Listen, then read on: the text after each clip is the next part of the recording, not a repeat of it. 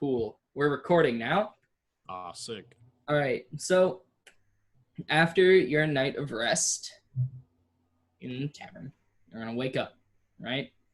Yep. And we will start with who went to bed first last time? I think it was Dredger, right? Maybe. I think so. So why don't you go ahead and introduce yourself, describe your character a little bit. Out of character? Yeah. Okay. My character's name is Dredger Knackle. He is a Goliath barbarian. He was the runt of his litter in his tribe and banished as a baby, picked up by gnomish adventurers and raised by them.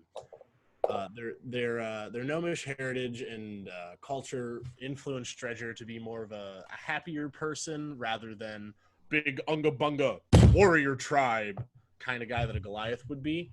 But instill with his Goliath side, they decided to let him be the pit fighter. So he's known across the land as the world's largest gnome, Dredger Knackle. All right. So you wake up. What would you like to do? Well, first I would like to put on my papusa of my little baby red dragon egg. Yes. So you pick up the papoose and the dragon egg is there. Yes! All right, I put it on, I strap it to myself, I grunt a little bit. All right. And I go downstairs and wait my allies. All right. So next would be Aragorn because you would have just finished your meditation over the night. Aragorn is a high elf cleric. She had been studying at a couple of different universities and then decided to go on a search for a magical flower, the Flower of Norwood, which is said to have magical healing properties that are beyond anything that we currently have. She ended up at this fair to find one of her allies and ended up finding new friends. All right. So you snap out of your trance-like meditation. You're in the middle of the hallway on the first floor of rooms on some like chair or something that you found. What would you like to do? After snapping out, I would like to head downstairs in search of breakfast. All right. In search of breakfast, you walk down and see Dredger reserving a table in the corner booth.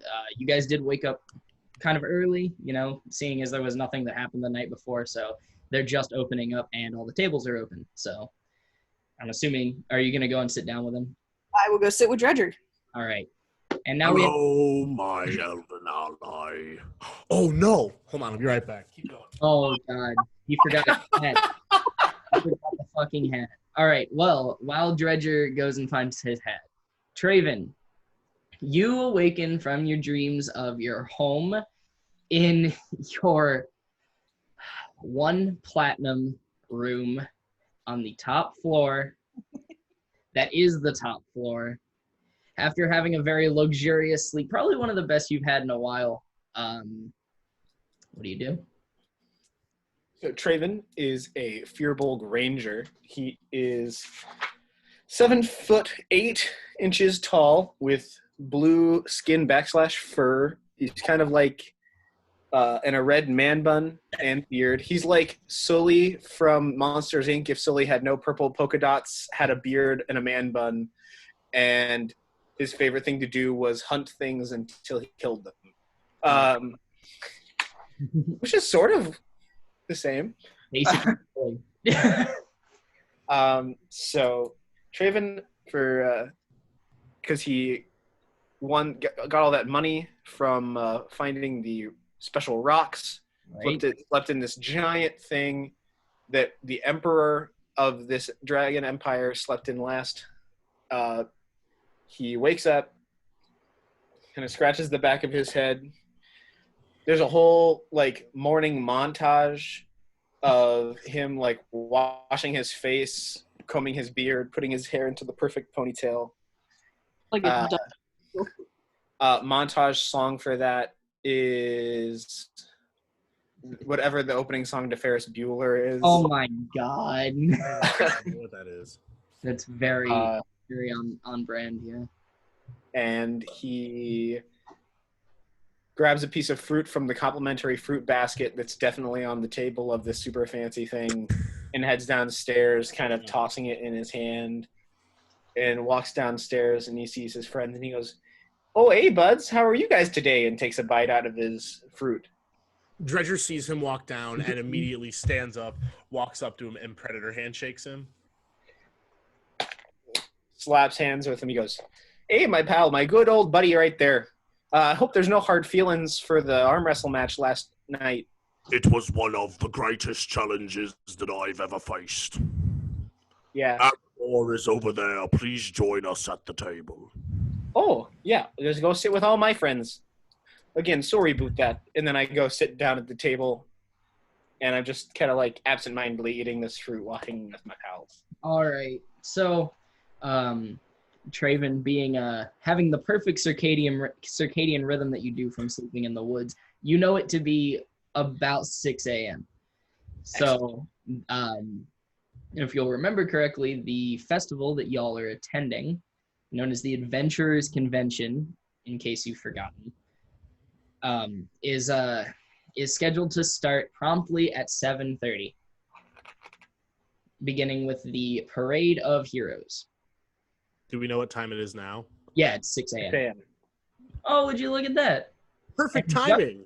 Wow. As we start discussing that it is 6 a.m. and you have an hour and a half to eat breakfast and get sufficiently buzzed for the day's activities, Briny comes down the stairs. As soon as her audio connects. As soon as, Briny. yeah, as soon as Briny remembers how to speak the English language. Common. Hey, that's a fair thing to have a problem with there, okay? Hey, it's him.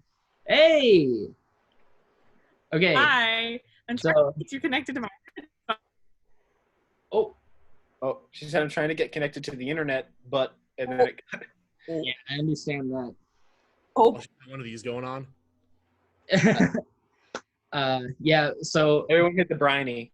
yes. There So we go. Briny is currently receiving messages from the god she serves. So she's frozen right now.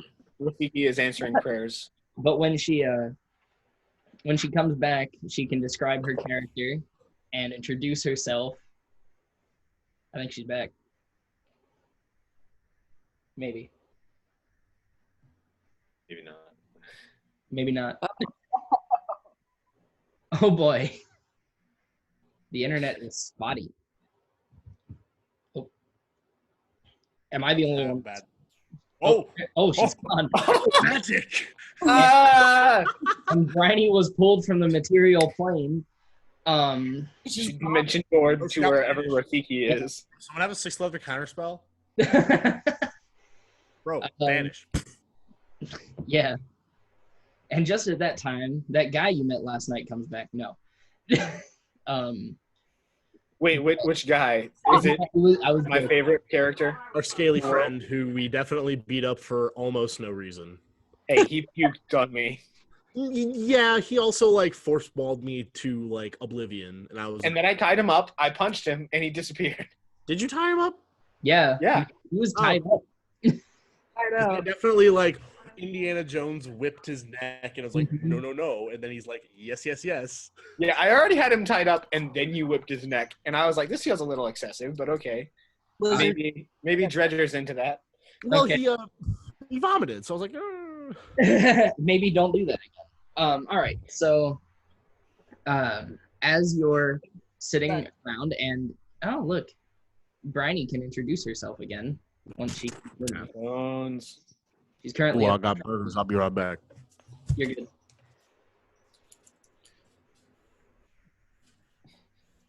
I love the fact that we're living our life. Somebody say something. Hello. Hello.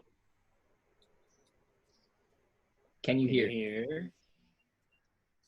I would assume no. Well, you know, it'd be like that sometimes. Oh, she gone. And just like that, she passes out, face first on the table. She didn't even make it down the stairs. She slowly rolled. She's on the ground now.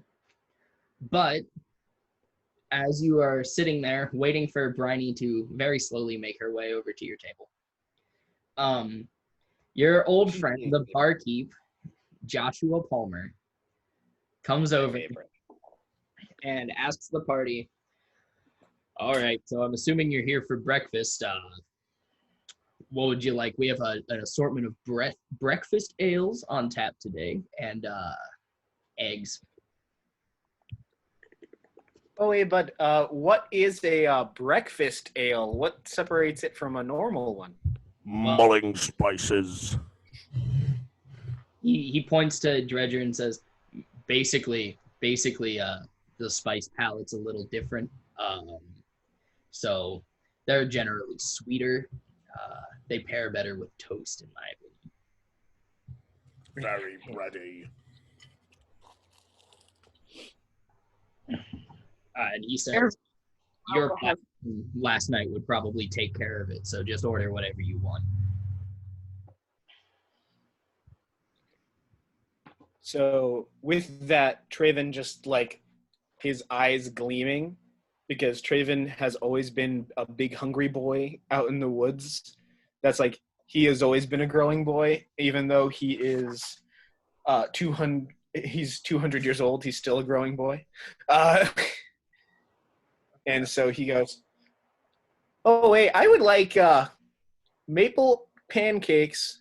And a maple donut. If you don't know what a maple donut is, you take a piece of bread, you put maple syrup on it, and you shove an acorn in the middle, and then you cook that up for me, okay? And I'm sorry about imposing, but I really would like a half pound of bacon, and that sounds wonderful for me.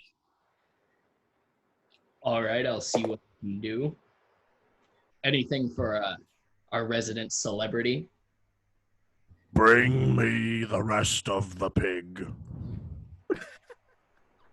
I think I can do that. Dang. Anything for the daintier two of the bunch? You have coffee.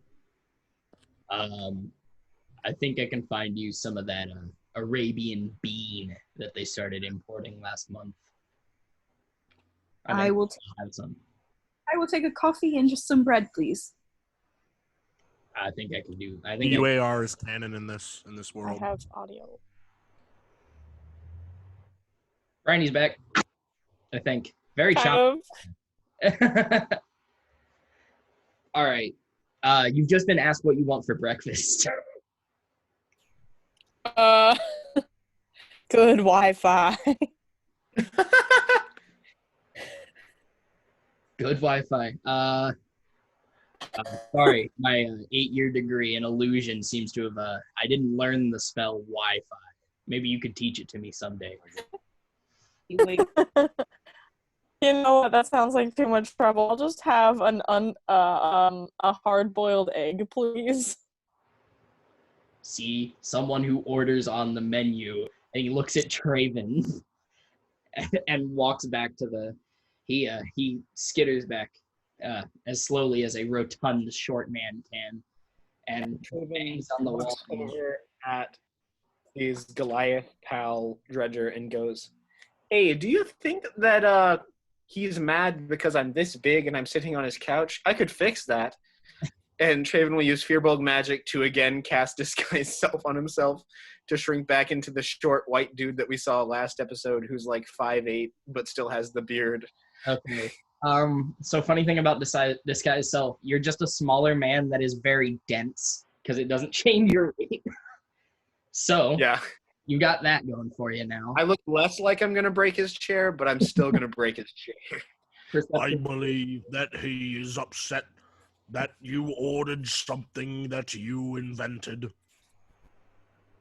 And Well, I mean, it's not that hard to make. My old mom could do that, and she didn't have that much skill in the cook, if you know what I mean. you I still do not understand what a donut is.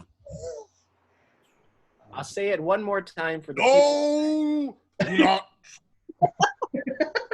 I You require take a piece only of the rest of you the take meat. an acorn, put it in the middle, cover it in maple syrup, which is tree sap from maple. makes this face. And take that and shove it into a frying pan.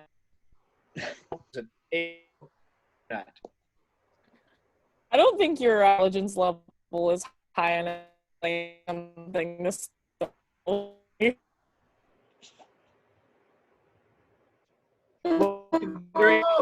It's named after what it is. I think it makes sense actually for me. Hello. God left the chat for a moment. Hello? Oh no, it's not. It's still Oh, recording. right. Well, now it is. Holy shit. I was Riney is currently eating breakfast while talking. okay. Wild. So Hey, Tim. funny story. I just disconnected and reconnected from the call in case you didn't notice. We did. So I can only see two of you. But anyway, so you hear some rustling back towards the bar, towards that wall area. Ow. And back comes your good friend Josh Palmer with many plates. Dredger can immediately identify which one is his because it is the greasiest, tallest pile of meat. And Traven, you see what seems to be an attempt at what you described, but it really just kind of looks like a loaf of bread that looks really sticky. Oh wait, this is a sticky bun. That's basically the same thing. And Aragorn, he says, "I only had enough for one small cup," and he hands you kind of like a shot glass of the darkest black coffee you have ever seen in your life. Great espresso. Thank you. I appreciate. And for Bryony, since he didn't catch your order when he came, when he went back, he brings you a glass of water, and asks if you would like anything else outside of that. Yeah, can I get my hard-boiled egg, please? Ah, yes. And he walks over to the bar and doesn't bang on the wall again, but rather pulls a pot out from under the bar, and he reaches in to the water, and funnily enough, produces a raw egg that by the time he gets to you is hard-boiled.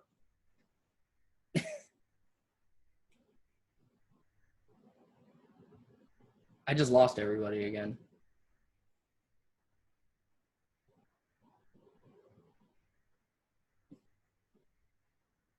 Your patronage, this offering of food is greatly appreciated. And Dredger, takes the plate. He sets it down in front of him. He takes a napkin that was on the table. He unfolds it. He tucks it into his shirt. He removes his hat. Fancy. He takes the plate in his hand and he turns around.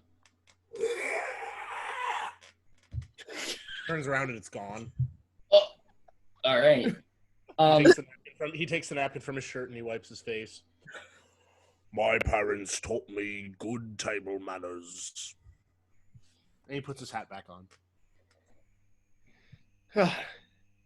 Traven picks up a fork and looks at it and stares at it. Can he make an investigation check to figure out what this is? You can make a general intelligence check. It's even worse. Too stupid to know. It's even worse. To be That fair, is he is new. That is a 7. Well, you remember that some of the members of your tribe would take something that looks similar to this but much bigger on fishing trips before they made it to the out of their houses to go out on boats. But you're not really sure why A, it's so small, and B, it would be in a restaurant because you're pretty sure it's a weapon. I look over at Aragorn because I think that Aragorn is the smartest because Aragorn is an elf, and I just assume that elves are intelligent because every elf I've ever seen is a wizard. And I go, hey, bud, why are there tiny weapons on the table? Aragorn just takes one and just slowly stabs a piece of food and eats it very slowly in front of Traven. And Bryony says, Raven I drops can't the believe you fork think and we're just- related. Wow. Speaking of Bryony, while this is happening, since you spoke up, can you describe yourself? Describe myself? Like, who are you? What do you look like?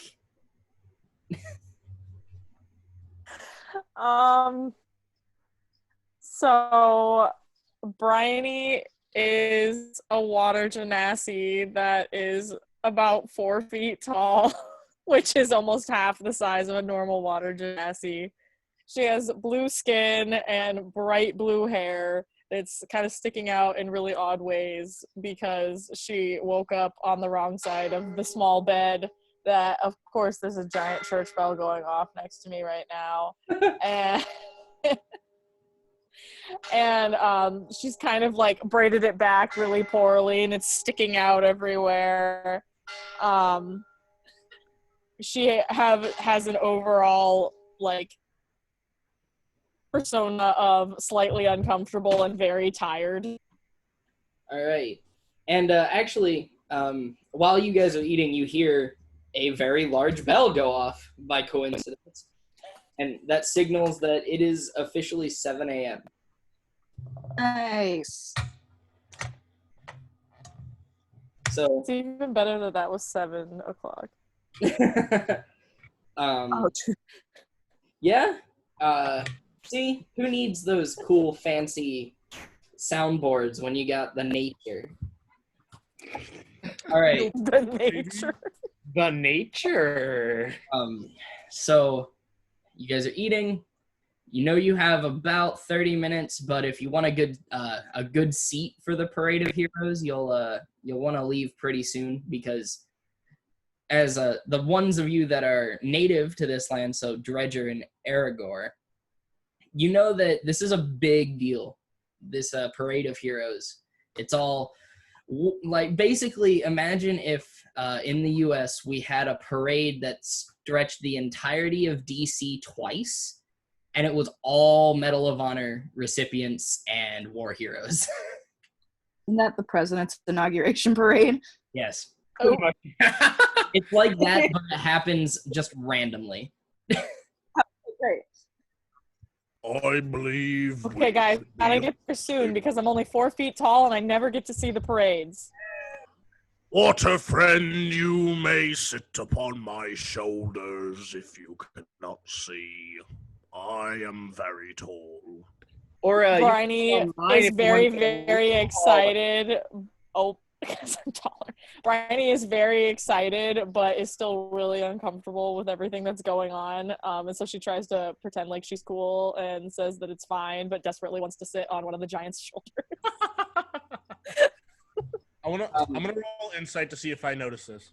Good. That was a 6. I don't know. Bryony, are you trying to hide your excitement? Yes. Okay, can you roll me a deception, please? Yeah. Nick, you probably have a pretty fair shot. I mean, only if you roll the 1. Oh, I got a 14. Never mind. No, yeah, I'm like, Dredger, you notice she's short.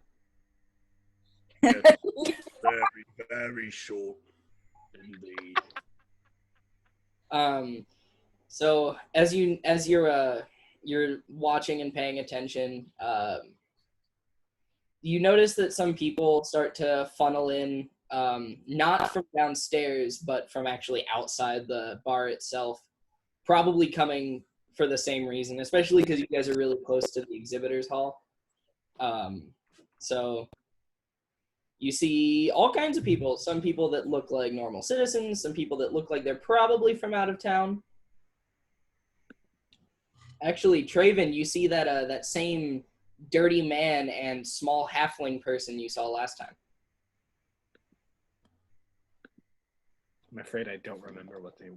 The one, oh, the dirty. The man? ones that you took the table from last night. Oh, Oh. That we just sat at? Yeah, you sat down and then they said they were just leaving and then they turned around and left. But they're back today.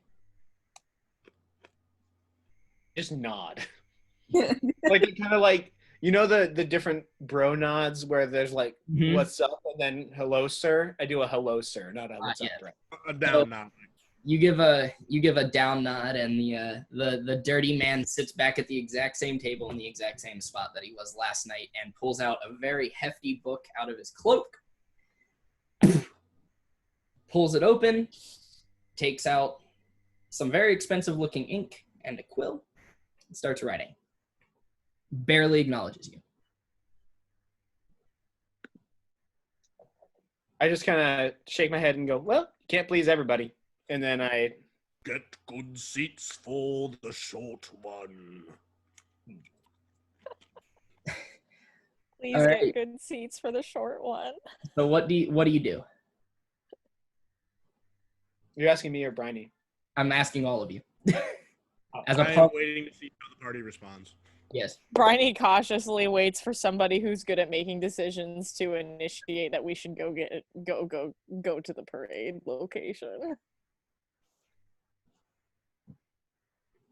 Traven is not used to time being a real thing because in the forest, everybody just kind of does their thing. So I'm just kind of like sitting there waiting for somebody to say something because I have no clue what the bells even mean. I'm like, oh, interesting sounds over there. Like, that's all I got. Aragorn quickly takes her shot of coffee, Okay.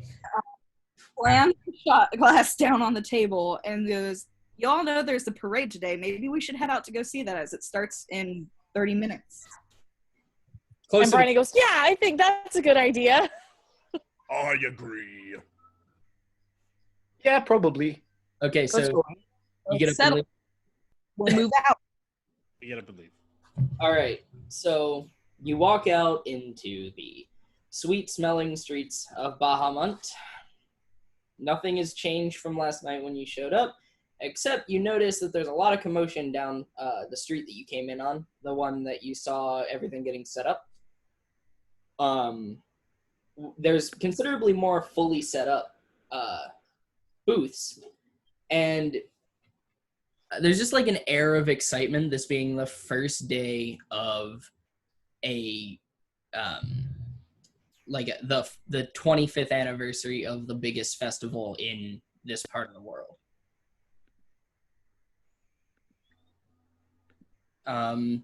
You see that there's a lot of blocked off alleys.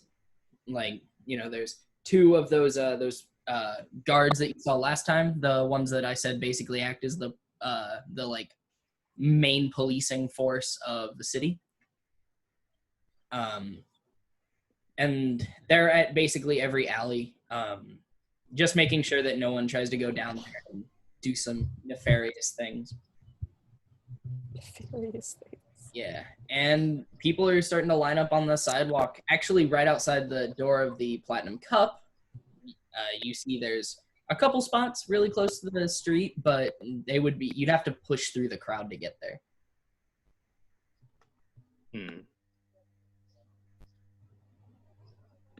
I try to get Bruh. as Go forward ahead. as I can, and I turn around and I whisper to Bryony, Stay right behind me. Bryony grabs a hold of, like, what kind of clothes are you wearing, I am Dredger? wearing a pinstripe suit.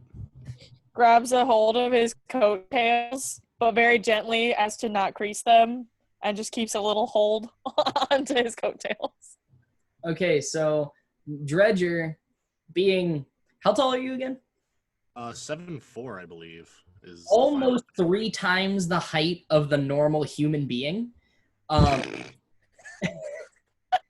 Actually, That's not quite how numbers work. it's almost 2 times the height of a normal human being. I forgot how to do math. It's my fault. He basically, you know those videos where you see like a bunch of metal beads and then a magnet on either side, like retracting poles. Yeah. That's what the crowd does. I love that John is taller than Dredger. I try not to like impede too much on people, so I refrain from going all the way to the front. Okay. Basically everyone that was behind you has moved to the sides where they can see. And you start to hear some murmurings because well, let's see. 4 people appear to have recognized you, like they're starting to whisper and point. Do I notice this? Roll perception. 7. 7? No. Too loud. Yeah, it's very, to be fair, it's very loud. Everyone's very excited. And then just about the time that the rest of your party catches up to you, you hear very loud bang. And you know, Bryony flinches of course. So scuttles closer to Dredger. So do most of the smaller humans and children around you. And basically, you don't know what that means, but you figure you're probably less than a minute out from seeing the actual parade. In fact, you start to hear some sort of music off in the distance. It's time. And just about the time he says it's time, around the corner at the end of the street comes what appear to be the national banner of the Lattice Empire, which is, like I explained to you earlier, it's a big dragon with its wings outfolded on a black background painted silver. And on the other side, so you have 2 people carrying flags, one with the banner of the nation, and then one with the same crest that those police were wearing, those guards. And then on either side, you see 2 very heavily armored soldiers brandishing great swords held in front of them in a sort of salute. What is Bryony wearing? It's a good question. Bryony is wearing. I think I'm actually wearing chainmail. That's gonna change my answer. Give me 1 second. How I picture her in my head is not actually how she is.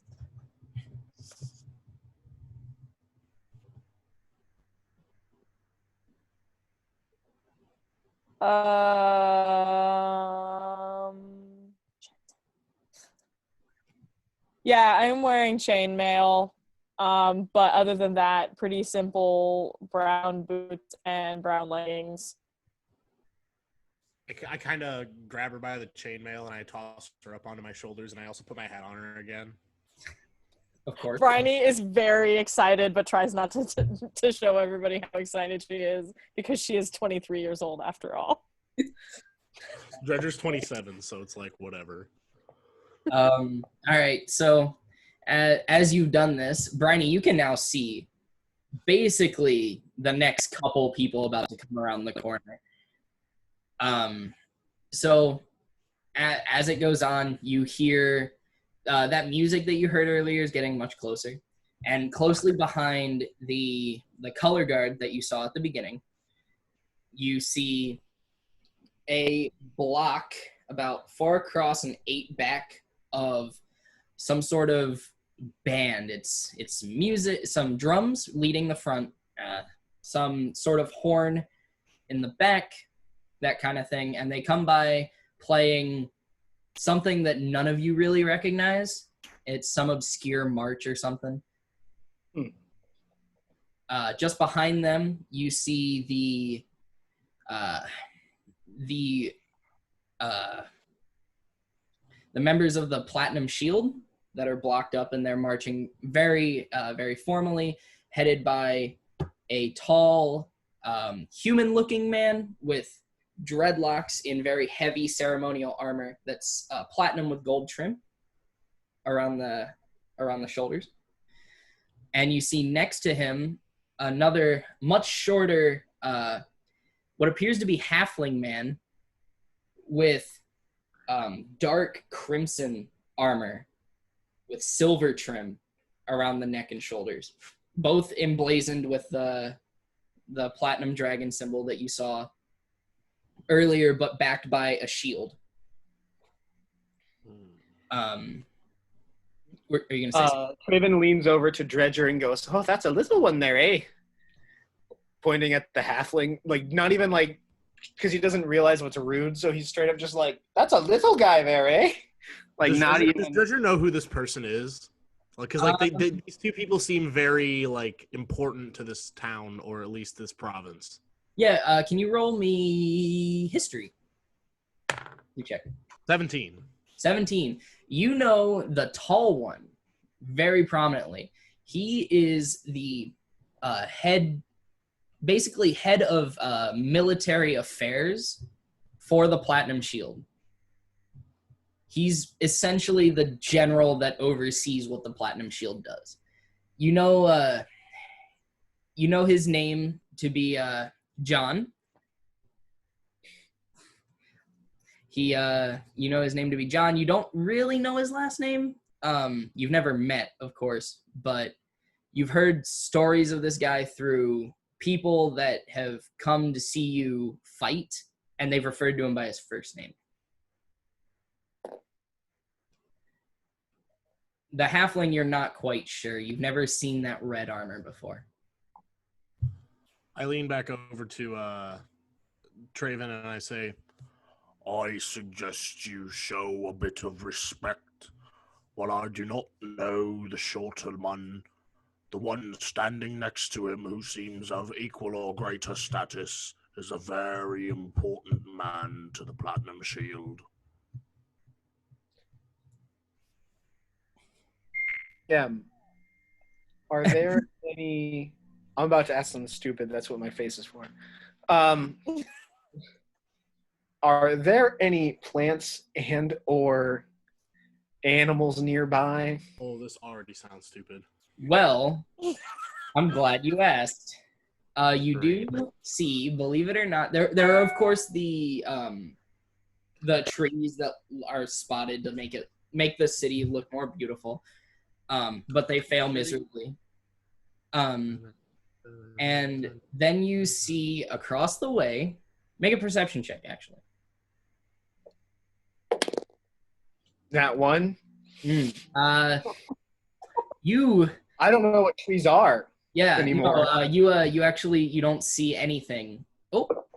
Bryony's gone again. She flitted out of Bryony's back. All right. But you don't see any animals, but you see the trees. Okay. This was all an elaborate ruse for me to do something that is just stupid. Traven talks to trees because he can.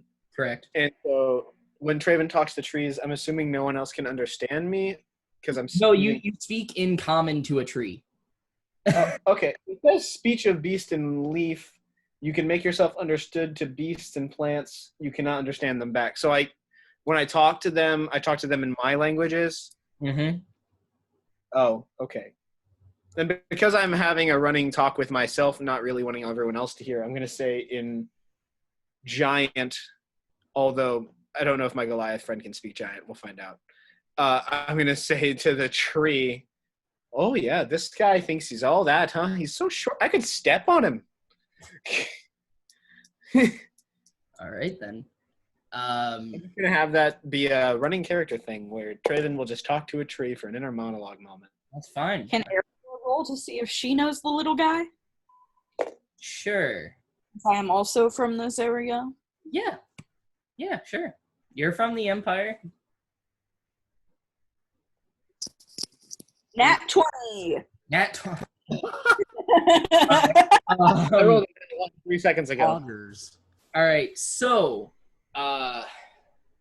what you know about the little halfling is that though you don't know his name, because they're sort of new, he's head of healing magics for the Platinum Shield. What you know that means, for the most part, is that he is very... he works with the clerics. He's the head of the trainer. He's the head of training. He screens clerics for entry, and apparently he's very powerful because he made it all the way from a regular old nobody cleric all the way up to basically the head of the war clerics that they have.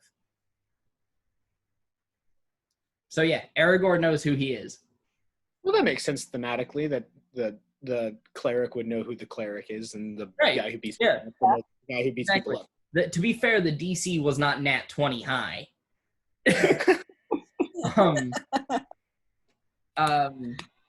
So they pass by, and then you see just slightly behind them, but still separated, you see what those of you from the Empire know to be the Imperial Army. They are in just straight up, just like kind of a mix between some bronze armor and some brighter colors, some platinum, some, and they're led by a half-orc who wears a full platinum plate, full gold plate, that was my bad, with a platinum dragon across the front. Same exact iconography as on the banner. And he carries 2 great swords across his back and a shield in his left hand.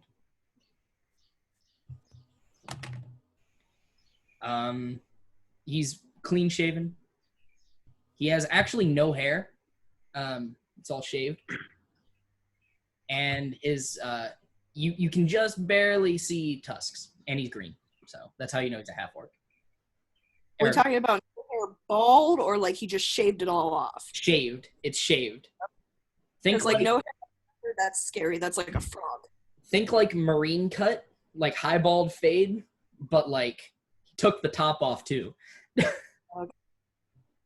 So it's still the fade? Is there just a line right here that's a little darker than the rest of it because the top is gone? It's a little darker. And to be fair, there's still you can still tell there was hair there. Like he hasn't had a haircut in a couple days, but you can tell that it was supposed to be a fade, but he did it wrong and shaved the rest of it. Dredger starts sweating over the pure masculine energy radiating off of this man. Oh, and to be fair, he is built. Actually, can you roll me an insight check, please? Can I? Oh boy, can I? Oh no, I am.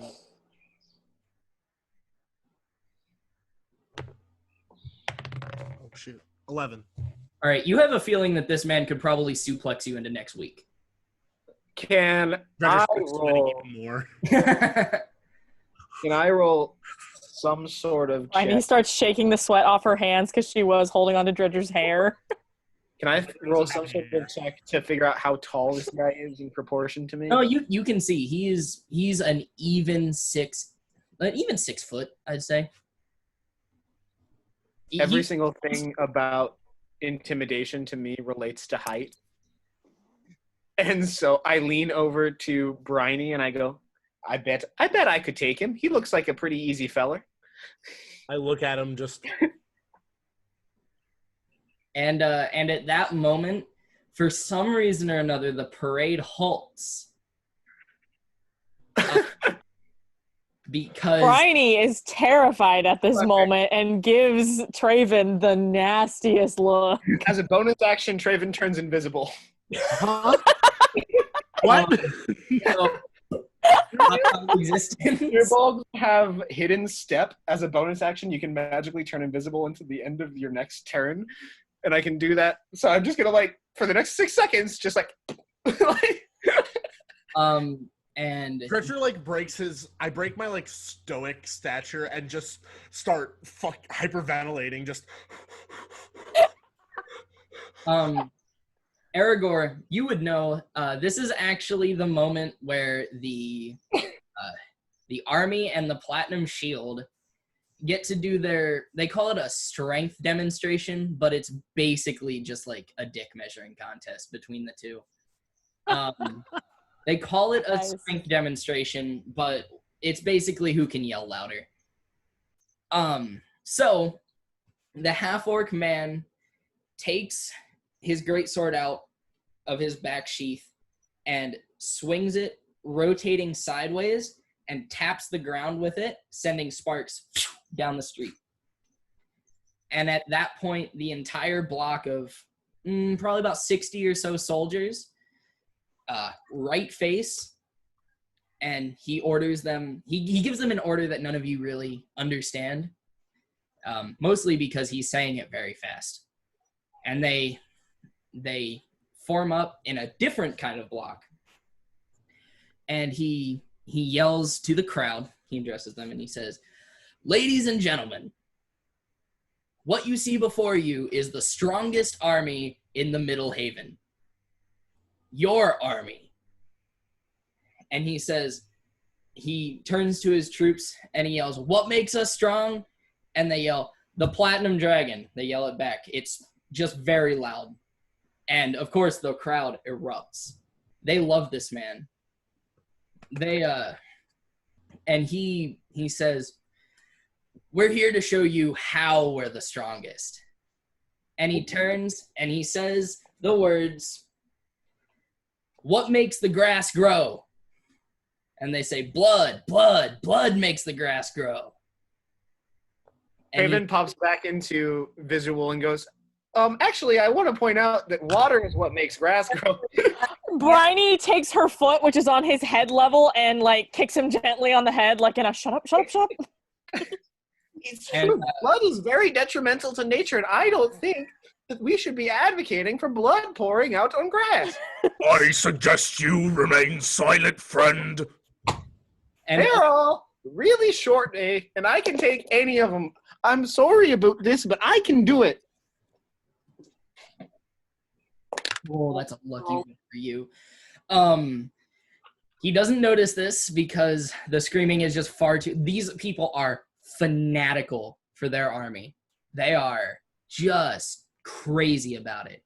You can tell that they're probably also cheering because they mentioned their god. And he turns and he says, "Left, pace." They're standing there. And you can see the Platinum Shield have not acknowledged them at all. It's very interesting, actually. They refuse to acknowledge them, and now that man in that very, very pretty armor you saw runs back to the back, and you see now he's carrying a very large mace, like about that big at the top. And he swings it around like full shoulder swing, and comes down on the ground, and I can't read that. And he slams the mace as if he's attacking the ground, and you just hear this very resonant grunt from the paladins and clerics behind him, because you know what these people are. And they actually come together, the two leaders of these two groups, and they say, "Today, on the 25th anniversary of this convention, in the time of peace, there will not be a divided strength demonstration." And they actually form ranks up together, and they both of the leaders, the half-orc and the guy that you know to be John, at least, Dredger, they both yell, "Forward, march!" And off they go, and the parade starts again. Treasure vomits. Bryony holds on for dear life? Question mark. One of Dredger's things as a pit fighter is that he adores overwhelming shows of like and unbridled masculinity, and he just Do I notice that happening? Can I roll a perception check on that? Or is it just really obvious? I am right next to you. So I rolled, it's a 10 total, but I mean, he is vomiting right next to me. The DC was 1. So, yeah. So you notice him vomit. I'm just going to like reach over and just whoop Bryony and just pop her on my shoulder as he's vomiting. I'm like, you stay safe there, water cousin. We don't want you to have problems. And I'm tapping her on the back. So, I lean down and go, how are we related? So what happens is now the parade is considerably shorter than they expected it to be. Well, than everyone else expected it to be. And you just see a couple, wagons with people dressed up in soldiers' gear. You see wagons pulling statues of notable people to the Empire. And then at the very end, you see this very ornate. It's sort of a cross between like a chariot and a palanquin. And they stop right in front of you, and they set it down onto its wheels, because it actually does have wheels. And out steps those of you that are native to the Empire know to be the Emperor. And he says, "Greetings and welcome to one of the Lattice Empire's greatest accomplishments.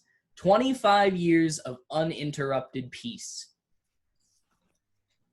So, normally I am one for lengthy speeches and great shows of bravado, but seeing as this is a monumentous time, I will leave you with one piece of advice. Eat, drink, be merry, stay safe." And the crowd, yeah, erupts. They get up from their kneeling stance when he came out, and he doesn't even get back into the thing he came in on. He just stands there and basks in it. And the cart that he came in, the cart/palanquin thing, skitters away.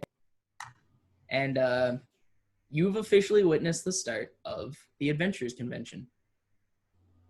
Ooh. What would you like to do? Bryony kind of leans down to Traven and goes, I can't decide if that was really, really awesome or really, really lame. Aragorn was like, it's lame, trust me.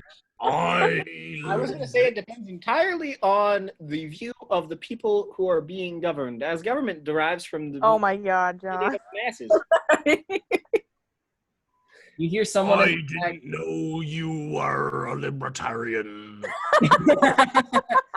I have an intelligence of 0, so it makes sense. You hear someone. Joe Jorgensen 2020. You hear someone behind you go, yeah, actually, we really like Emperor Tiberius. And he, and then you hear, will you shut up?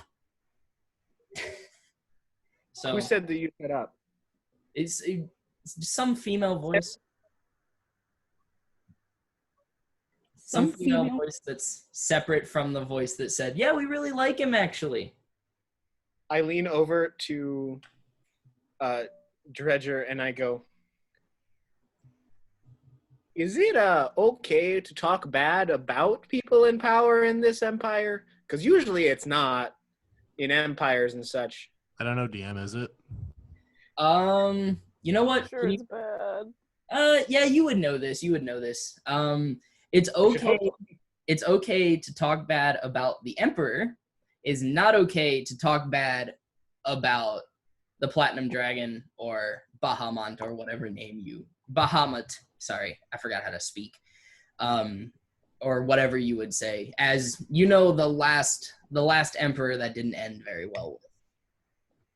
So it's okay to talk garbage about the Emperor, but not about the to an extent. There's, don't call the Emperor like an inbred, those rules. Well, this empire is very deeply rooted in religion. Our leader is just a man. But the god Bahamut and those who fight for him are sacrosanct. So, me talking mad shit about that orc over there probably didn't go over super well. That would get you killed. While Ooh. I'm sitting on your shoulders, please don't get killed. Don't worry, water cousin, we won't get killed. Why They're do you think also- we're cousins? Everyone who's blue is my cousin. Why are you not cousins? Why would you not be my cousin? Look at your skin. Look at my fur. It's blue. Well, I'm half your height to begin with. Those genes got lost somewhere. So are my little siblings and my uncle and everything like that. Everybody who's under the age of 10 is still really short like you. And I tap her. I'm 23. So I look at Brent and I go, wait, you're 23, cousin? Yes. Don't worry. My some of name us are is just like Bryony. humans." And I tap her back again. oh my god. This is a very awkward conversation, and you just see people like actively making a bubble around you to try to avoid it. Dredger also. Bryony doesn't want attention, and now that the parade is like kind of over, she's like, you can put me down now. So I put her down and I go, it's okay. Someday you'll grow up to be big and strong. And I'll tap her on the forehead. Oh no! Wow. Bryony isn't sure how she feels about Traven anymore. She goes and she stands on the other side of Dredger and kind of folds her arms over her chest and glares at Traven. So Traven looks at Aragorn and goes, you're the smart one. Aren't all blue people related a little bit? Like, I don't know. I haven't met anyone else who's blue who's not related to me. Traven is a racist confirmed. Smart and all blue people are related. Him, though. So, like, not even, like...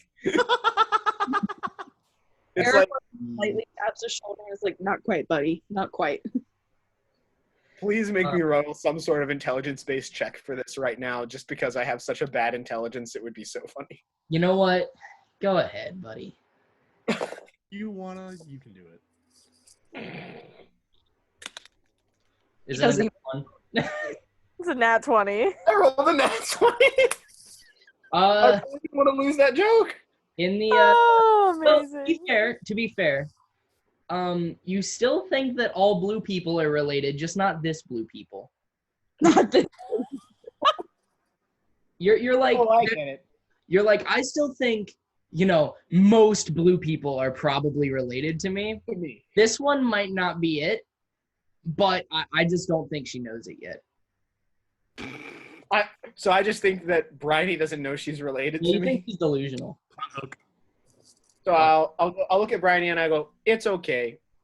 You're not ready for that kind of commitment yet. That's okay, cousin. Bryony swears in what's a language I speak? Swears in Celestial and walks a little bit further away from the group, but not enough to be alone. You hear off in the very far distance, you hear a rumble of thunder. In the otherwise very, very clear blue skies. I skitter a little bit closer to Dredger because I'm afraid of thunder. Dredger just kind of stares at her because he's never heard a language like Celestial. That like he's more used to like grunky unga bunga languages, like very like guttural stuff. And Celestial is very elegant, and he's just like, That was beautiful. Aww. Roll for appreciation. No, that's a joke. Don't actually roll. "Oh, I'm doing Oh. it! I rolled 18. I loved it." All right, you loved it. You are infatuated with this language. That's You awesome. must teach me more of it. Sure, I guess, says Bryony looking around. It's now now about 15 minutes later, the last color guard goes by. So quick rundown. The color guard is the Empire flag, the city flag, and then 2 soldiers carrying greatswords. So you see that, and now the street is open. Everyone starts to flood into it, and it just smells like fair food, even from right here. You get the idea that people probably eat like people do at Mardi Gras right now during this festival. What do you do? What time is it? About? Let's see. It would be probably about 9 o'clock. Dredger smells this and his stomach growls. Okay. The way to Aragorn's heart is always food, so Aragorn says, why don't we go find food? All right. Traven goes, what the hell? I'm a growing boy. Let's do it. This is most agreeable. Okay. Bryony is ready to hesitantly follow wherever this group of people who were nice to her goes. Aw. So you walk off in the direction that your nose takes you, which is towards the gates where you came in yesterday. And you actually start to notice kind of the layout, get a good feel for it. You see, basically it kind of goes like advertiser, game, food, advertiser, game, food, the whole length, all the way up to the gate. And there's some blocking the gate right now. There are some booths blocking the gate.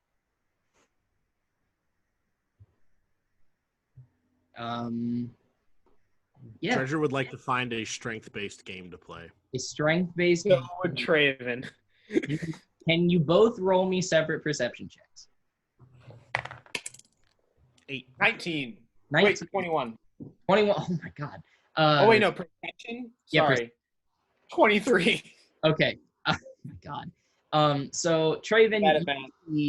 you see this game that it looks fairly simple, but there's like a big area roped off for it. And there's this guy, this big buff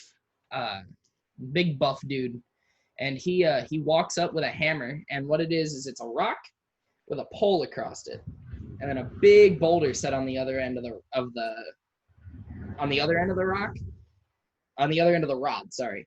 And he walks up and he takes this big old great hammer,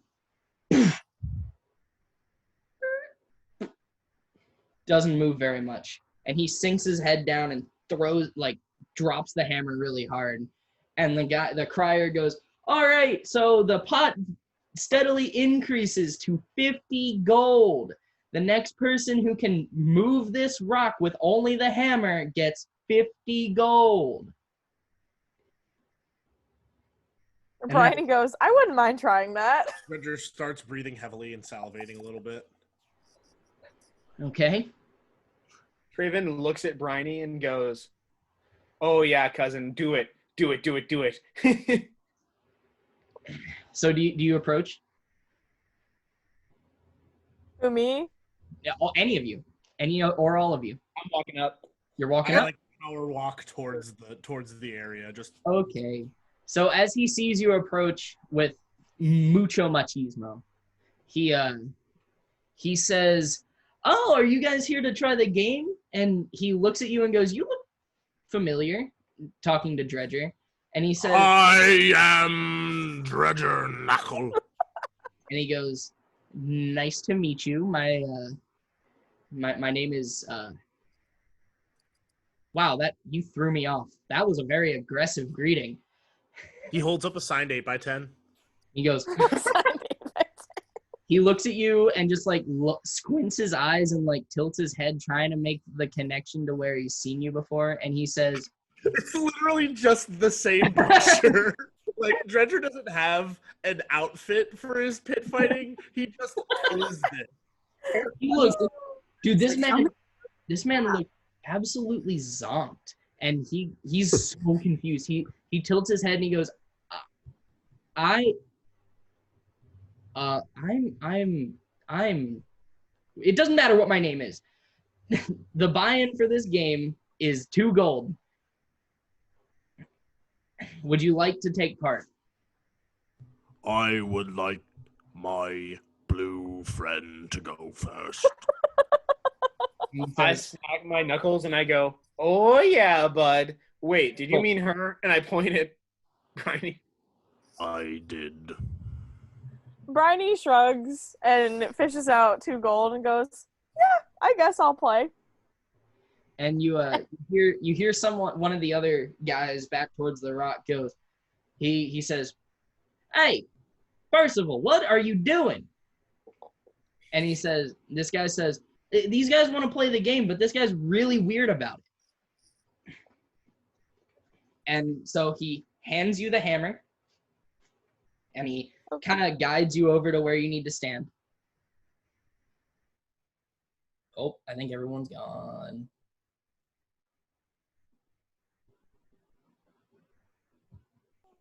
All right. So he guides you over, and he says, "All right. So what you do? You hit the rod, move the rock, you win 52 gold." Sounds good. Okay. So Bryony adjusts her grip so it's perfect on the hammer and then takes a biggest swing as she can muster. Swings the Strength check. hammer. Strength check. Yep.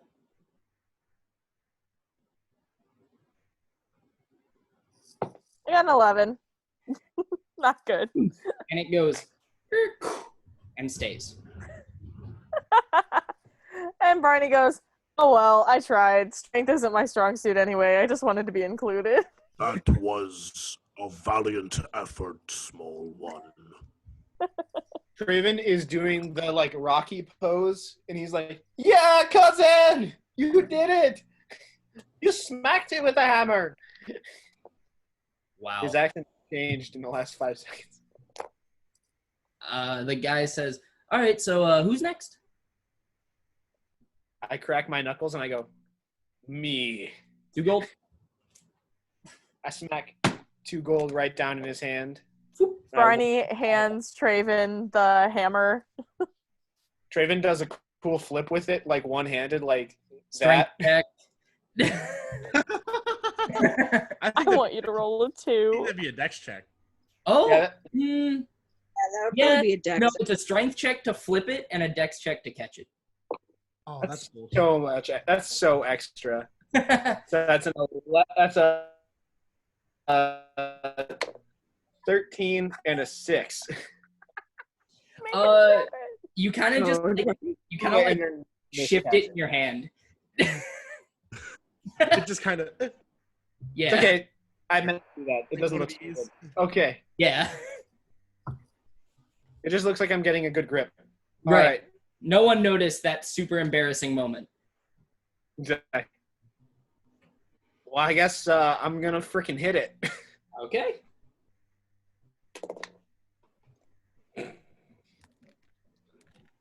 What is It's it? on my paper dice.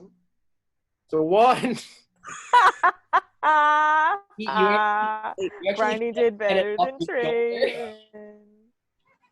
Traven. You try, but it just won't come off. You're still a little. You didn't stretch properly.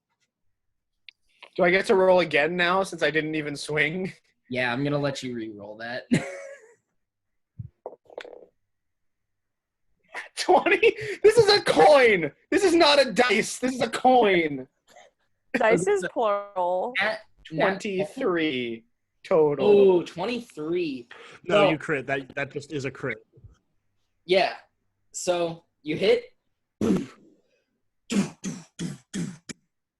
It rolls 4 times.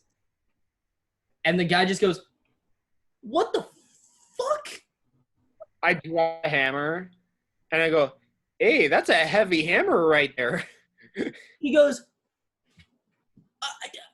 and the guy walks up. The guy that was, you can tell he was supposed to put the rock back, and now it's very far away from where it's supposed to be. And he says, "Give him the purse." And he hands it to you. You now have 54 gold. And then they rummage through and put some gold back in the box that was holding the pot. I'm going to leave my 2 in so that Dredger can win something if he goes. No, they put more money in the pot. Yeah, so Okay, though. he says the pot is now reset at 20. Okay, then I'm not gonna leave my coins in there. Never mind, my money. Oh. I should have gone first.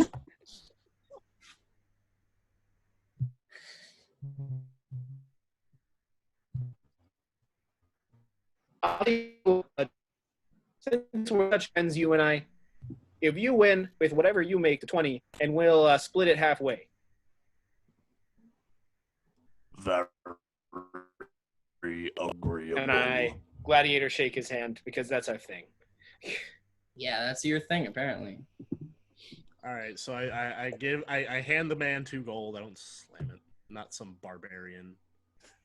Says the barbarian. He grabs that.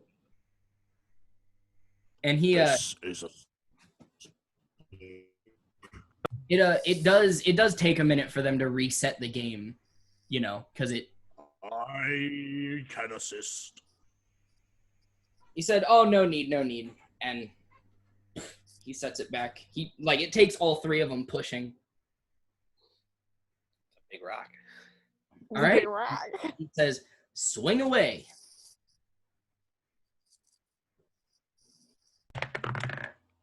That's a nat 20. Nice. 26 with mods. Holy cow! How did I beat this guy at arm wrestling when he has a 6 strength modifier? I hate this party. So what he does is basically you see. You know what, Dredger? You explain how you swing this, and I'll tell you. Is this set up like a teeter totter? Mm-hmm. Dredger looks at the hammer. He says, This is a stick. and he throws it on the ground, and he just punches the hell out of the other side of it. So what happens is the rock actually, it doesn't roll 4 times like it did with Traven. It pops up off the ground and lands in the same place. And he goes, I don't know how, but you guys are cheating. And he hands you the money. All right, so You and but I. we have 70. So we have 74. So Mhm. yeah, what, 37 each. 37 each.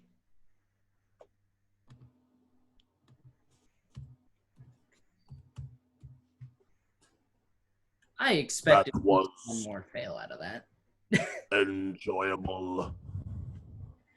All right, and the guy who resets the rock says, "Will you get out of here now?" Traven nods, but goes, oh, hey, buds, we're going to go find some more of those strength games. He walks over to the guy who's setting up the rock, and he says, I apologize for swindling this booth. and he hands him a signed 8x10. Please accept He this takes as it. a payment. He takes it and he looks at it and he looks at you and he goes, "Holy shit, that's the world's tallest gnome." And the guy running the brute I appreciate- goes, "No." The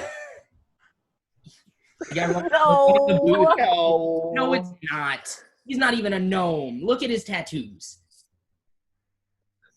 He looks over at the guy running the booth, and he says, I showed you the same picture.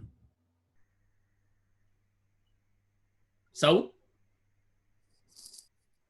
Perhaps you should make your way to the pit more often. he says, "His nose isn't even right. His nose isn't even right. Frickin', what are you talking about, dude?" I suggest that you cease these insults. Hey, Hoser, are you insulting my friend over here? He says, You're No, sorry I'm not about that, I swear. And I crack my knuckles. I do love a good instigation, but I would not like to settle this outside of the pit. He, you know what, Traven? Can you make an intelligence? "Oh, you big It's crack." not working. Oh, can I? Can you? that one. A 2. It's a I have a strength of +3, but because charisma is intimidation, I have a 0 in intimidation. Okay, you said you were just cracking your knuckles. You weren't like towering over him or trying to like grab him and like shake him into it. Yeah. So that's charisma. That's a charisma intimidation. Yeah. So you rolled a 2, and he says, "Boy, you're Yeah. fluffy. Don't try to intimidate me." So Bryony pipes up and goes, well, then don't insult our friend. says, "Leave my booth." I want to fight him. Dredger like comes up to his friends. He's Come now. He meant nothing by it. He meant everything by it. He's insulting you, eh? I settle my differences in the pit. We shall not settle them in the festival. Then let's take him to the pit, eh? I have no reason to do that. I do. This is I want to me- like slide past Dredger and try to pick him up. then that is on you. And Dredger leaves the booth. Okay. So make a what is it? Athletics check. Sorry. Contested. 23, 18 plus 5. Well, he rolled a nat 20, so he like pushes away from you in this weird like pushes your arms out of the way and just goes, "Leave my booth before I get the guard involved." Bryony pipes up and goes, you're right, I'm sorry, bye, and runs out of the booth.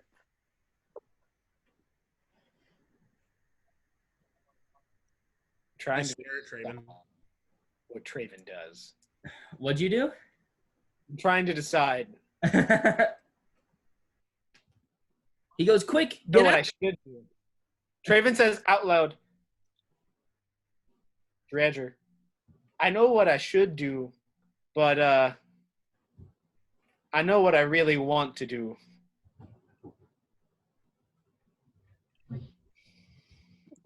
I suggest that you do not instigate the city guard. Why are the city guard on the side of the corporations that are trying to... Oh my This god. is a fair booth. This man is just trying to make a living. Well, this man is insulting my friends, and I don't see why the city guard is going to help people who go around insulting people and saying that they aren't who they are. My nose is something that I hold very dear to my personality. And he insulted your nose. I enjoyed it. For my large stature, those do not wish to instigate with me. He showed great bravery, and I respect that. Traven assumes that because Dredger said, I enjoyed it, to being insulted, that it's like a kink thing, and he just kind of like holds his hands up and goes, whatever, but, and he just gonna walk away now because he's very uncomfortable. All right. So everyone else had already broke the walked deal. away at this point. I'm pretty sure they said DM broke. DM machine broke. Yeah, my internet's doing all kinds of whacked out things. I am So right next to my router. Great. so basically, you guys leave the booth. And you hear argument over whether that was actually the world's tallest gnome or not. Behind you. And you walk out, and all right, you got that entire road to go for.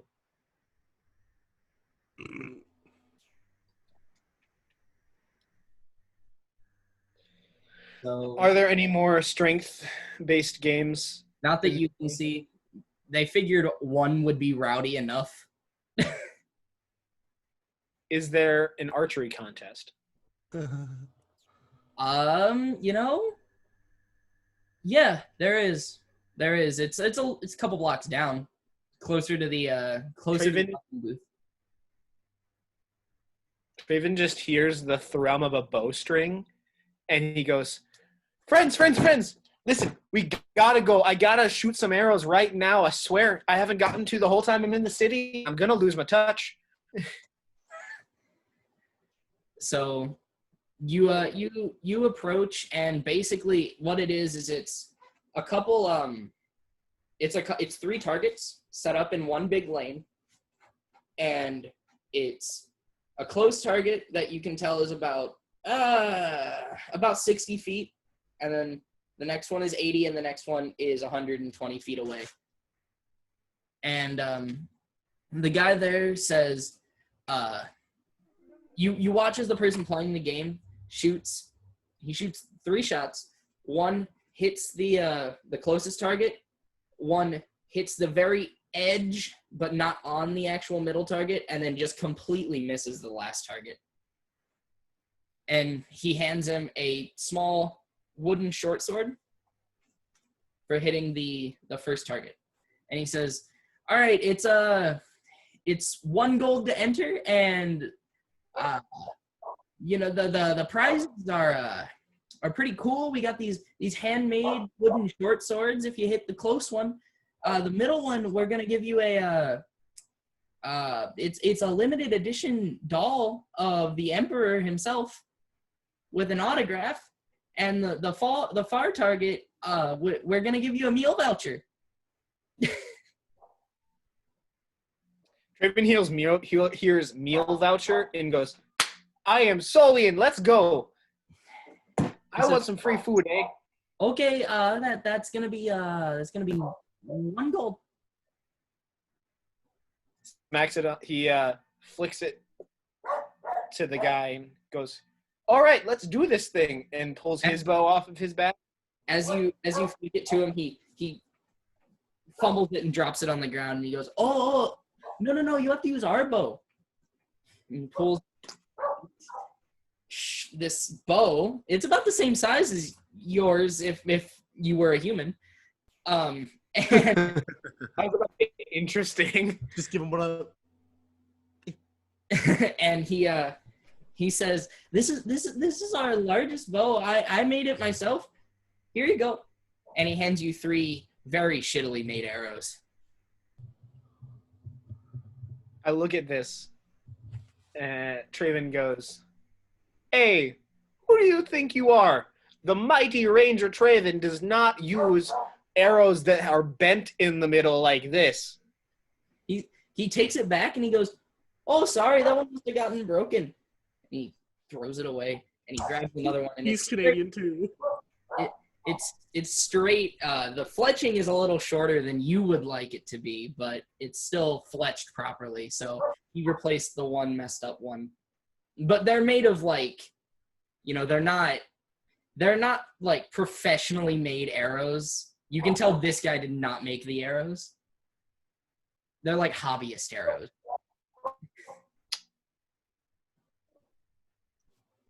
Can I roll a sleight of hand to switch my arrows for these fake arrows? They're real arrows. They're just target arrows. But yeah, you can do it.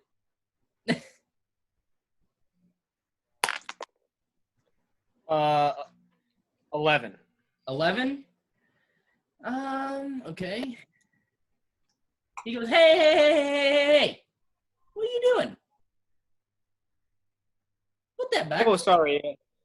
Old habits die hard, just got to reach. As soon as I'm ready to shoot, I always reach for the quiver. Yeah. Just get in the lane. All right. So here we go. Do I just roll a attack with my longbow, or would I change anything? Or it's an attack. It's just a longbow. So you roll an attack. You have proficiency with the longbows, right? Yeah. What's your minimum range? The first range that it says on your character sheet. 1 sec.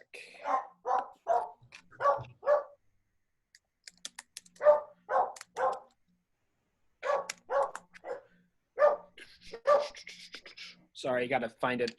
No, you're good. Is that Jasmine, John? Yeah, it's my dog. Take her outside. 600. 150 to 600. Is that One what you second, though. I'm going to put my dog in. Okay.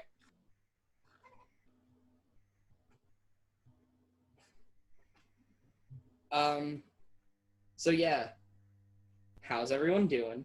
Is everyone enjoying the festival? Yes. Cool. My plan is to turn to Aragorn and be like, I believe we should find some food. Aragorn agrees wholeheartedly. I don't know. I guess I was gonna pour myself some tea, but not anymore. that's the MFT. Bad. But you guys go off and find food. It's pretty easy. There's one right across the street. Just a couple booths everywhere. All right, so Traven, I need you to roll an attack, and all of these will be straight rolls. 3. 3. Which one are you firing at? The close one, far one, or middle one? Close one. The close one misses. 2. Same target. No, middle one. Oh, middle one misses and embeds in a tree.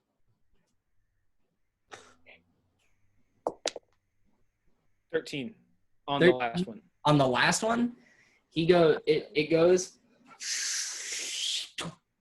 and hits the stand just below the target.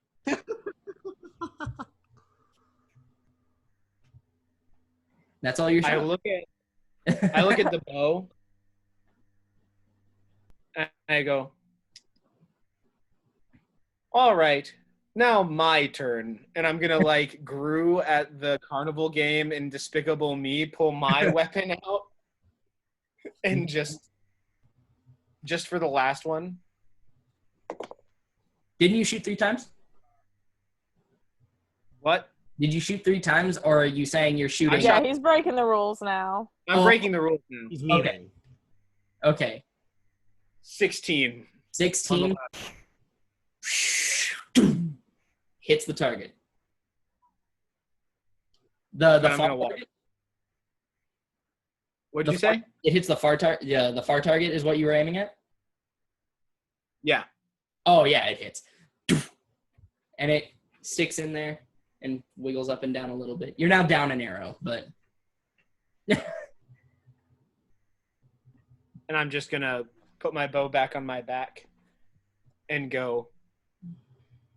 And this is why rangers don't shoot with other people's bows, you hoser. And then I'll walk over to my friends eating. who are you calling a hoser? Get up here, I'll show you a hoser. Bryony creeps up to the counter and goes, well, actually, before you fight him, I wanted to try too. Oh yeah, little one. 1 gold. I roll my eyes at the little one comment and set my gold on the counter. He hands you a bow and 3 arrows. Okay, hold on. Awesome. What am I rolling? You're rolling a D20 attack, just like you would fight a person. So just roll a straight D20. Yeah. Oh. Yeah. That's why mine were so low. Because I couldn't use my modifiers for my weapons. 13. 13. Which one are you firing at? Close, middle, or The first one. The first one?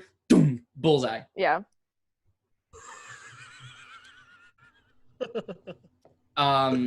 Would you like to fire again? You have 2 more shots. Yes, I would like to fire again. Oh shoot. I don't believe that, but that's fine. Wait, custom roll. What the hell is this? Hold on. I'm gonna roll my actual die. I don't know what I did. I was trying to use D&D and Beyond. Yeah, D&D Beyond, it gets wonky sometimes. 9 for the middle one. For the middle one, off into the distance. One wow. 15 for the last one. Bullseye. So he hands you a little wooden short sword that to you, like, to be fair, he's very condescending about it when he hands it to you. Like, he hands it to you like handing a knight their weapon. because he thinks you're a child still, and Sigh. he hands you a piece of paper that says on it, meal voucher. Take to this random restaurant you've never heard of and get one item under 5 gold. Okay. I thank him. And he says, And then I walk back to everybody who's eating, and I just walk up to Traven and I hand him my my meal voucher, and then I sit down on top of the table. On top of the table? On top of the table. And so Traven, you now have 1 meal voucher for any item under 5 gold at this one restaurant. I walk up to the register because and I did hit the last target. I feel like I earned that on my own because I did hit it, and I'm like still like grouchy about the crappy carnival bow, which is what I'm blaming it on. A craftsman blames its tools, right? Yeah. And so I get whatever the most expensive thing I can on this meal voucher is. Okay, that would be. You see, they don't sell it very much because they're not at their actual location, but they do have something that it's called the Tiberius Special. Okay. What is it? It is, and they bring it out, and it is 3 asparagus, a couple potatoes, and some kind of meat that is breaded. Fancy. Excellent. I'm going to get that and then go sit at my table with my friends, and I go, hey, I'm going to eat this, but I am highly offended by it. Nice. So you eat. It doesn't take very long. It's carnival food. It tastes delicious. The meat, you realize, is beef. Cool. Deep fried. This is a tenderloin. Yeah, it's basically a tenderloin. I finish my deep fried not Oreos, and I just turn around. It would be. And I say, everybody is good at something. And I go, That's supposed to mean. and you, cousin, are pretty good at shooting really bad bows. Bryony wants to feel complimented because she feels like both of these statements were in good conscience, but is still kind of insulted, and sits spinning her new little short sword on the table like a fidget spinner. And around this time, you start to hear a little bit of a commotion down by the gate that you came in yesterday. You hear someone just cheering somebody else on, and some very loud grunts. Dredger starts sweating again. Bryony stands on the table to see if she can see where the noise is coming from. Make a perception check. Raven also looked, but he doesn't need to do anything to change. His eyes are still at the same level as Bryony's standing on the table. Rain his neck a little bit. Perception check? Yep.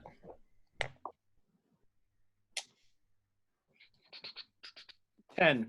3. Traven, you notice that it's coming from that. It's better service out here. You notice that it's Sorry. coming from that booth that if you remember correctly, might be associated with the army.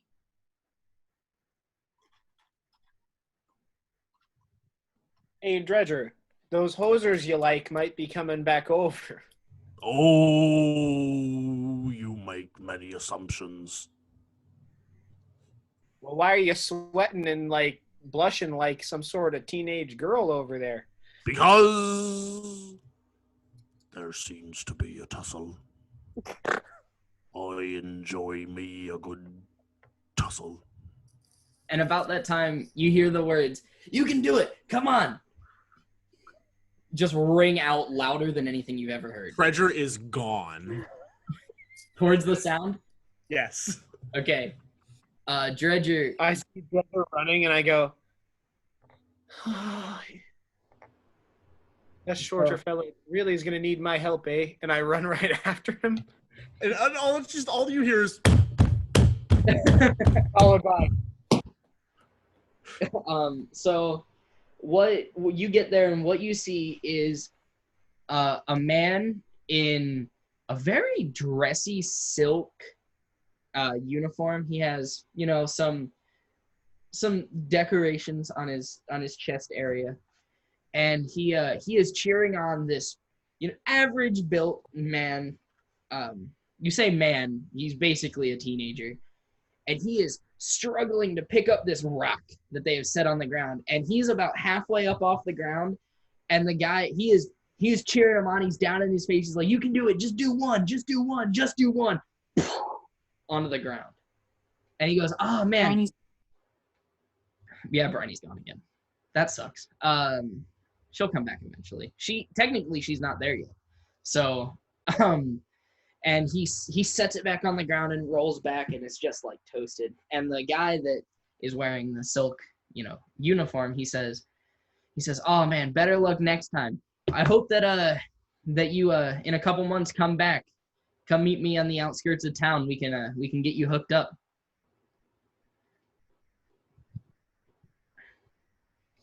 As a former member, as a former member of a paramilitary style organization of the Rangers around my home, do I recognize this as a recruiting booth? You actually, so because all the males in your village, being how it's, sort of tribal society, would have already been drafted into like this military, you don't really understand the idea of recruiting people that aren't your family to like be in, but you would hazard to guess that he's probably trying to get people to join the army. I look at the uniformed guy and I go, "Hey bud, are you trying to figure out where your family's at?" He goes, no. What does that even mean? I go, your family, the people who you fight next to, your cousins and your brothers and your sisters and your other cousins and your second cousins and all those other people who, are slightly related to you, but you really aren't quite sure because it's a small town, but they're somehow kind of connected. Dredger is baffled by what he just heard.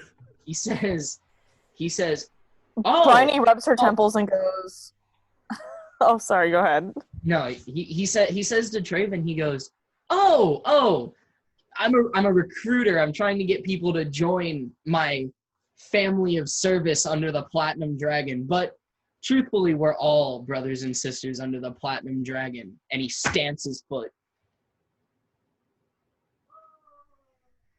I go, "Well, I don't know, but there seems to be no real familial resemblance here." And I point back and forth between me and him, which is just kind of like awkwardly, like my finger barely is like basically tapping his forehead almost because of like, even though my arm is fully extended. Yeah. I'm like, we don't really look alike. Like that one and I look more similar than you and I. Point at Bryony and I like this, and then I go like, you and I, not really. He says, "I suppose you're right." And he says, "Well, you know what? You're a big, strong fella. You feel like you'd fit. You look like you'd fit right in. Why don't you try to just squat one of these rocks? Just pick it up off the ground just once for me." I go, "If I pick up this rock, do I have to go do like hang out with your family, or is it like a choice kind of thing?" He says, "It's a choice. It's a choice, but I'd really like to have you in my ranks, I go, "But is it a choice, or is it a choice like when your dad says, you want to go clean the cart out back? And it's really just him telling you, but he's trying to be polite because he loves you. He looks at you and says, it's a choice. It's the military. He's like, I'm not gonna force you to join. That's not how it works. I look at him very suspiciously, and I go, that's exactly how it works. What are you talking about? He says, you're a goofy guy. You know that? I don't know what that word means, but I'm going to pick this rock up now. Okay. I'm gonna pick the rock up now. Roll it. How big's the rock?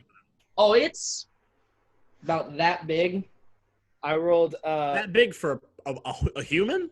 A human, yeah. either a 19 strength check or a 21 athletics check, if that's what you're asking me for.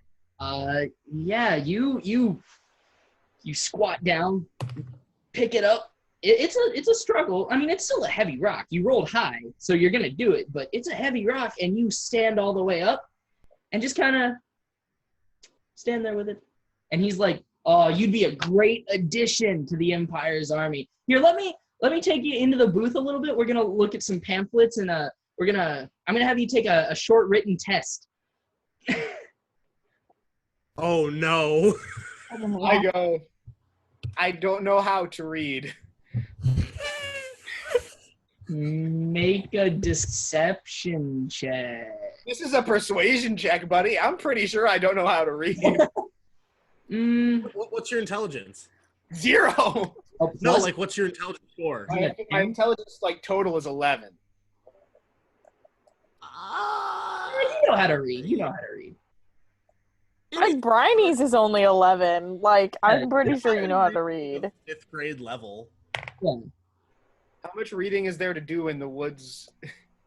Well, you have like your tribe's history, and you have like you still get things from the outside world, I'd assume. What'd you roll? I don't know. I haven't rolled yet. Okay. So you wanted a deception check? Yes, please. Okay. That's 18. He says, "Oh, that's a damn shame. We have tutoring programs in the army. We can teach you. I can get you a scribe. Are you one of those people that need some extra help?"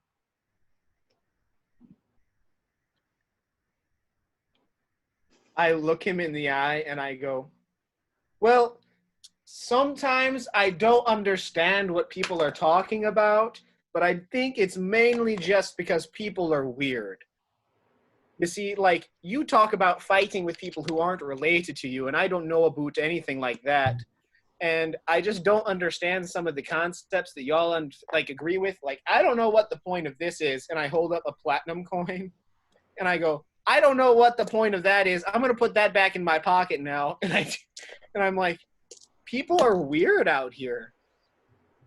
He looks at Dredger and looks at Aragorn and goes, "What the fuck is he?" Okay. And then he turns to Dredger and starts the same spiel again. Save your words. I will pick up your rock. Says, "All right, just one rep."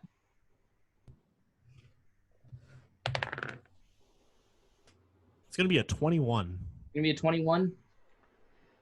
Struggle, same thing as Traven, but you get there. And he goes, oh, absolutely. You'd make a fine addition to the Empire's army. Why don't we can come in here and you can take a test and we can talk about some jobs that we have. I'm still holding the rock, and I walk up to him.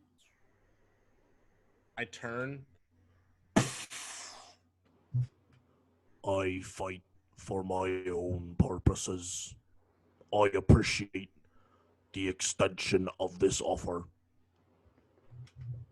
He says, "Okay, if you're ever in need of some half decent insurance or some room and board, we're always here. Actually, how about you take my card?" And he pulls out this like small piece of paper and he hands it to you, and it says, Sergeant at Arms Edric, and it's it has like the location of their of it's a recruiting what you're gonna assume is where he works. Nick with the props. And he says he pulls out a folded sheet of paper and he goes, and here's what you need to know about being in the Army. It's a 6-week basic training process, and then you go off and learn your job, and then you'll get your station, and then you'll be part of the Army. And I think that you'll rise through the ranks really fast. You seem like a smart dude. I stare at the paper for a while, like I'm staring a hole through this paper.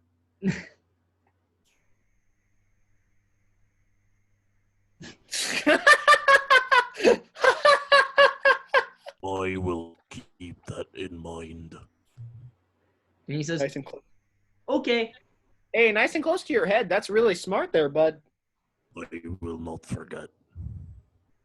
He says, okay, just come see me when you feel like you need to get put back on your feet with some help from the government.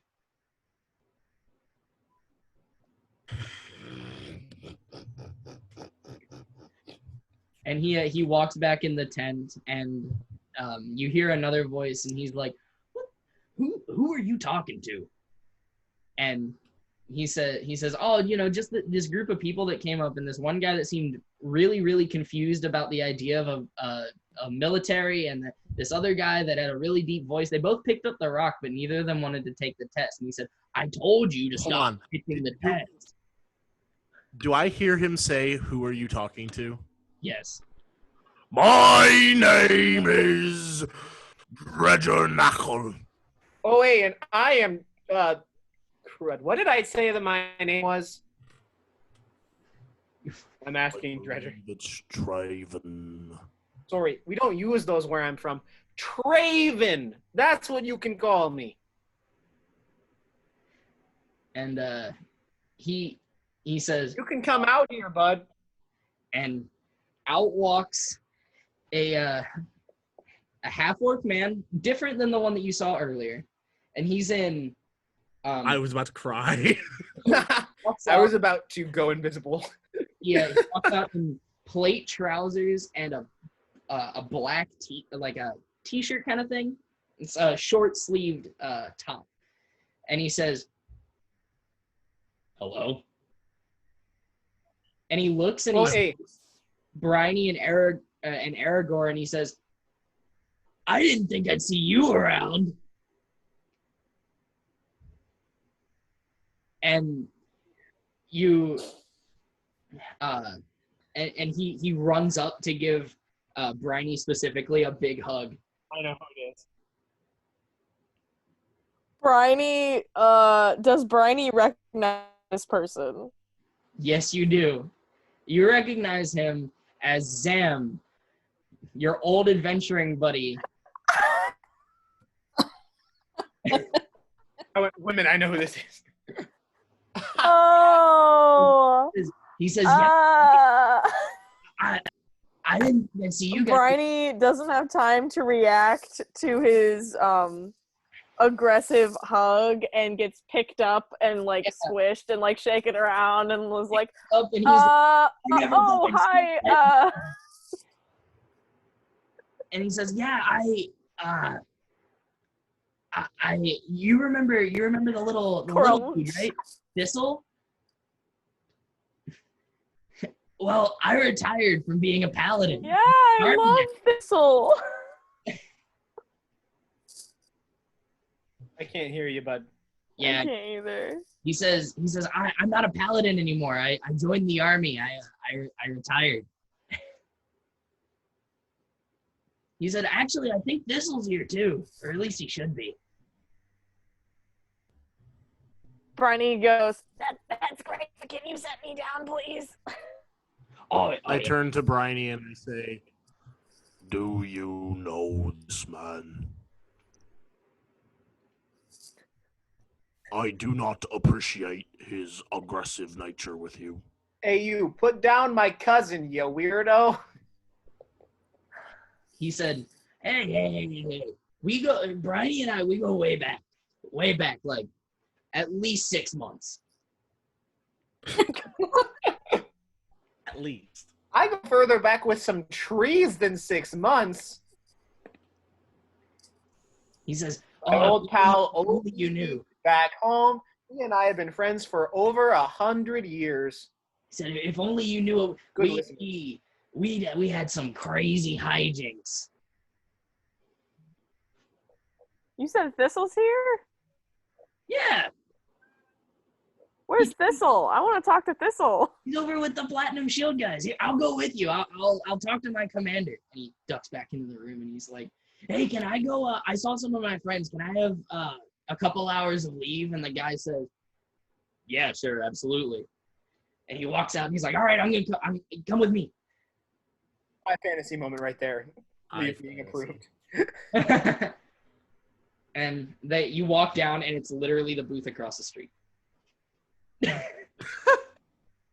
And he says, hey, Thistle, come out here and look. And he comes out and you see this he's a halfling, but significantly older than you remember. And he's got a thick bit of facial hair. His hair's a little scruffy. And he comes out and he says, oh my God. And he runs out and he's in full plate. So it's like one of those little tubby runs. And he runs up and he's like, you're the only one that was nice to me. Incorrect. Garfield was nice to him. Who? Garfield, your god, was nice to him? I'm sorry, not Garfield. Barry? Barry was nice to him. Barry was nice to him because they made a deal, but Barry also said he didn't like him.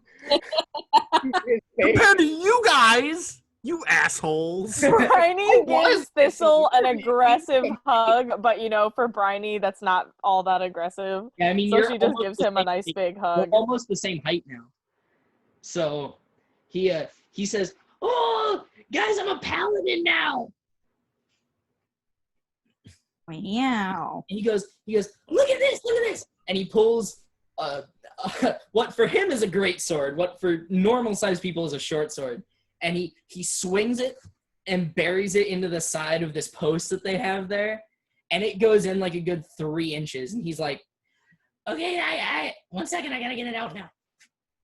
And he like pulls it out and he resheaths it and he's like, I didn't think I'd see you guys here. I like how he devolved into Toad there for a second. He really did. Person, I have never Hey. met a person like this in my life. Hey, this guy is about the size of my cousin, but he isn't my cousin. What's your name there, little feller? My name is Thistle. So what? Or now, wait, what was that?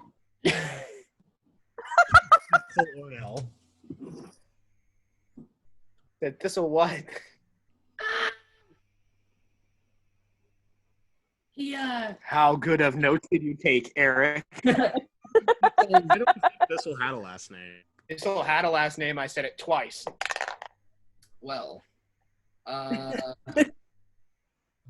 you're getting me into my deep notes. Thick note. Yeah. This is rough. Let me. I tell you, it's okay. I was just joking. You know what? Here's the thing, right? Thistle is a character that I don't remember very well, minus the idea that he is a cool dude. Anyway, but he The says, dude that tried to kill him. I actually I don't really like to say my last name.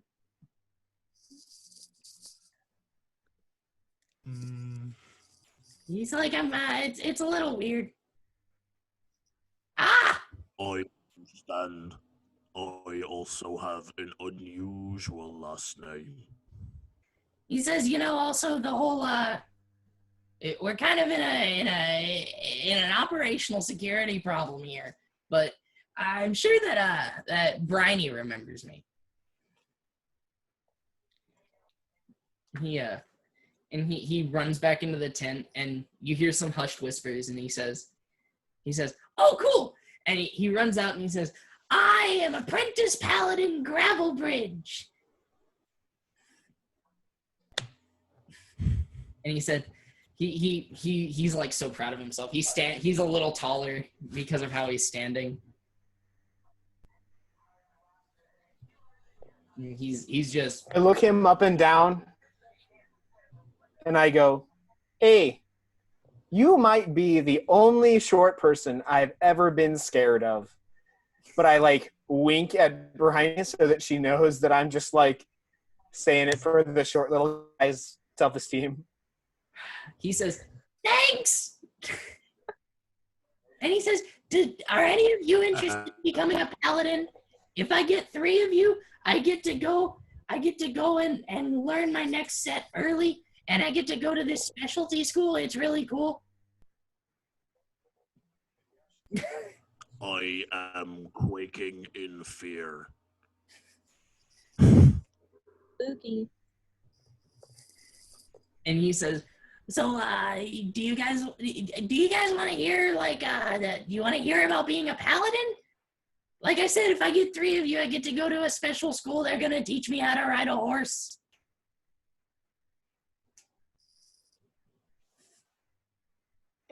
Do you have to get us to agree to be paladins, or do you just have to talk to 3 of us? Well, since you twisted my arm, I mean, technically you have to go through training and like become an apprentice paladin too. But like, it would be really cool.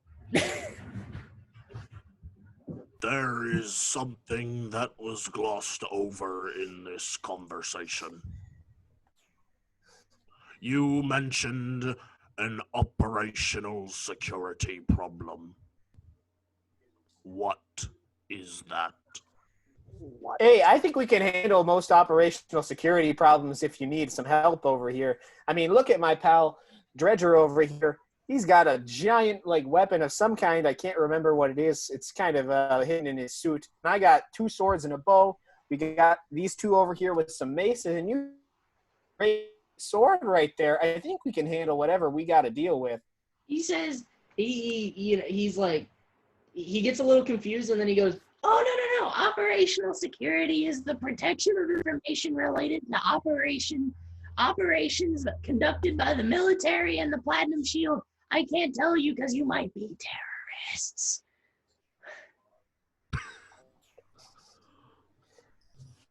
So because I'm blue, Oh my I'm God. a terrorist. Says the racist. He says, "It has nothing to do with the fact that you're blue. It's the fact that you're not in the army or in the Platinum Shield."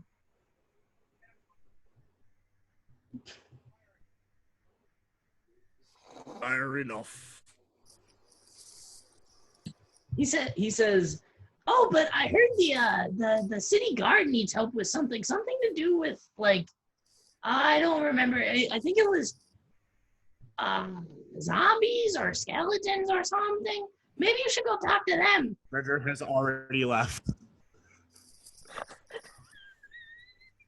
And Craven also has no reason to worry about talking to this guy anymore, so he also follows Dredger. and in his place is a signed 8x10. He says, "Okay, come back soon." I will. So are you all following Dredger in his tear, or do Briny and Aragorn want to talk to their old friend Thistle? Bryony looks after her new friend and back at her old friend and goes, "I'll catch up with you later, but I gotta go," and follows him. I wish not to impose. Hey, Dredger, I'm impressed nobody's talked about the fact you have a giant dragon egg strapped to your chest all day. This is a really accepting community. Yes, They really are okay with blended families like yours. he is my son. Don't talk to me or my son ever again. Can you make me a perception check real quick? Who, Dredger or me? Traven. Oh, I mean Dredger. okay. Dredger or Traven? I got a nat 1. Either. I rolled a 23 total. Okay. So Traven, you notice that while no one has mentioned it, you've been given a very wide berth, and there's some whispers and people like just looking at this weird enormous man with this weird enormous red egg in this weird enormous fastening device.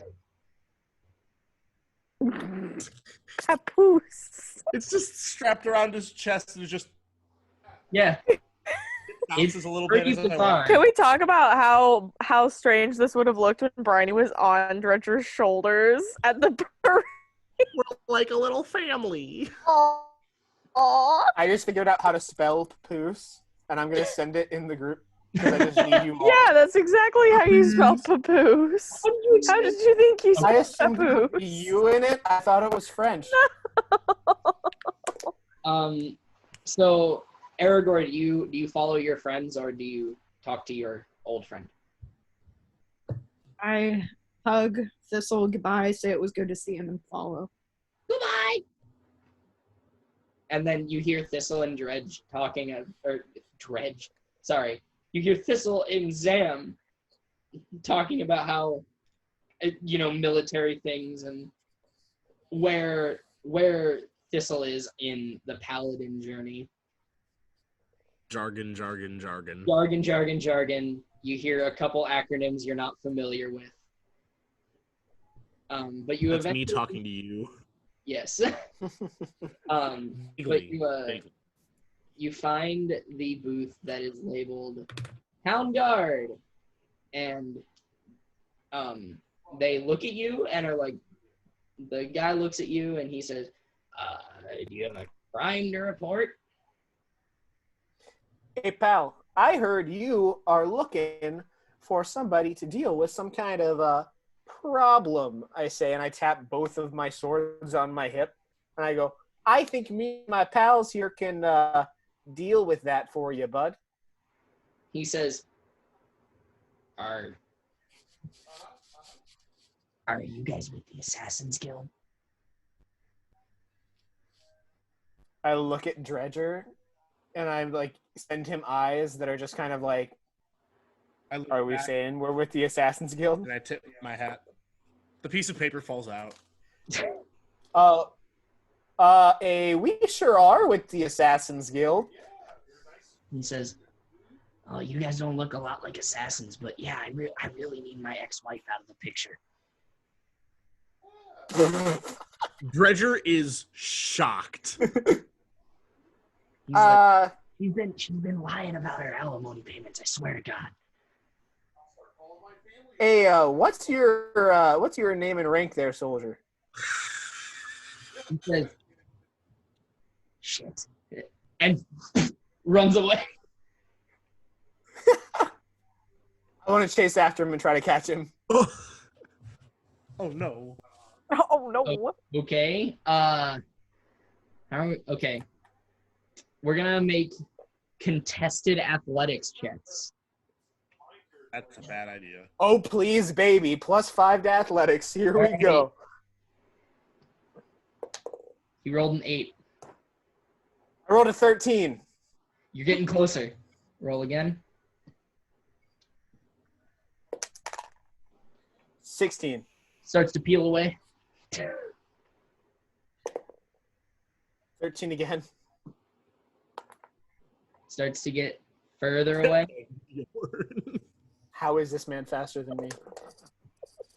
22! You start to catch up to him. You about close half the gap. You're about where you started. And so he's actually rolling a different check. What did you roll? 18. 18? All right, he rolled an 11. So he slips and falls. And you catch up to him. I'm going to tie him up. All All right. Like I'm gonna loop his legs to his Hog tie? hands and Hog everything. tie, Yeah. hog tie, A and hog tie. castrate. We're gonna treat that like a grapple. He failed. Can we treat it as a survival roll since that's kind of all my skills? For Maybe. John, can As I a- use it with the things I'm good at? am a min-maxer. I mean, grapple is also athletics, so I'm also really good Yeah, at what that did too. you- I'm what just did you- slightly better at survival. Is that a 6 or a 9? He It's a fails. 6. Okay, 11. All right, so you tie him up, and he's like, no. He's wiggling back and forth. His arm is like making really loud clanking sounds. I'm gonna take my short sword on my, Mm-hmm. which is probably like a normal person's long sword since I'm really tall. And I'm gonna take the rope that I put him on and my scabbard, and I'm gonna basically make like the hobo things that you hang over your shoulder. A hobo stick? Yeah, I'm gonna make a hobo stick with my sword and his rope tying himself up, and I'm just gonna walk him back to the city guard. He goes, hey, And- let's be reasonable. Let's be reasonable now. And I can compensate you. hey, A You had bindle. your- A hobo stick is called a bindle. okay, I take my bindle, and drop it in front of the nearest city guard, and I go, hey, this guy's trying to hire people in the Assassin's Guild to kill his ex-wife. And Tattletale. the guy, Shout this. Are you lawful good? I'm just curious. I am neutral good. Okay. So he says, he goes, him? No, he's not. That's Tom. Untie I him. have eyewitness accounts of multiple people who were at the situation where he attempted to hire Assassin's Guild members. I am willing to testify in a court of law, swearing to Bahamut. He says, I don't know. You know what? If you don't deal with bad members of your city guard, you become a part of the problem. Oh my. He says, Leave it to John to get political in Bahamut. and he says, you know what? You're right. And he goes up to him and he says, Tom, we talked about this. You can't hire a We talked about. We talked about this. You can't hire assassins to kill my wife because she likes mine. Yours. Wow.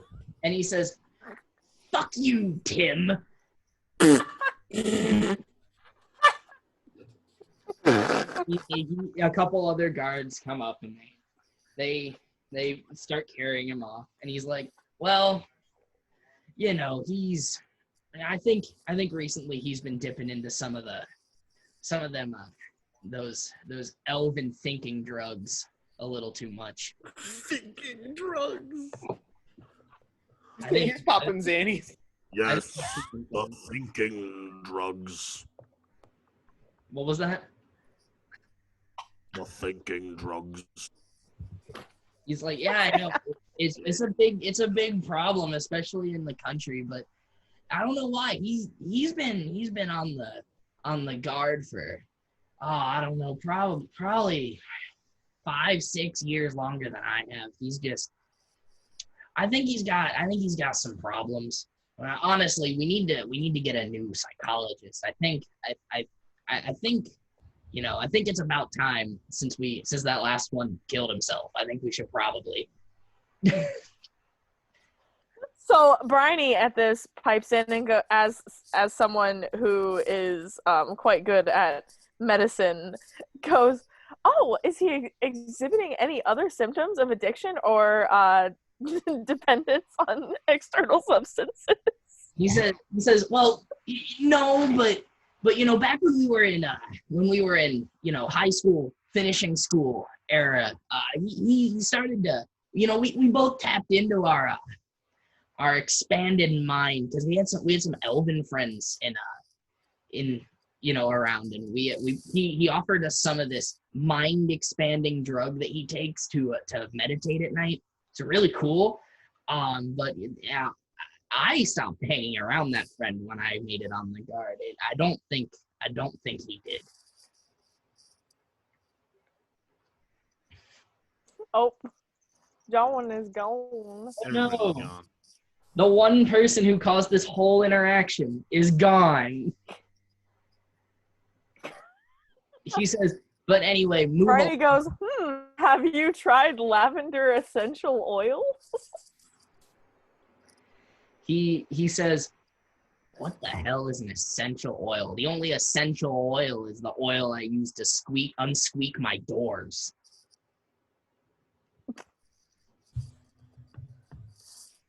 Perhaps you can tell us what he could not.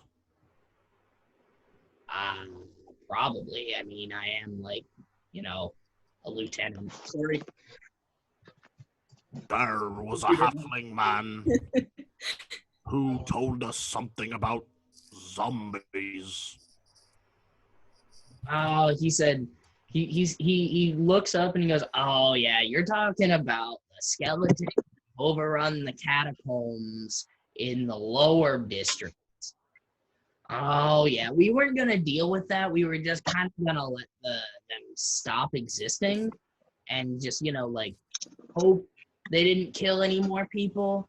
But someone complained to the chief, and he said, well, we gotta get something down there, but everyone's afraid of skeletons and zombies, so no one will go down there. And now we're offering 75 gold a piece to whoever goes down there and kills these skeletons, and it's a big hullabaloo for nothing, really. I don't understand why they think it's such a big.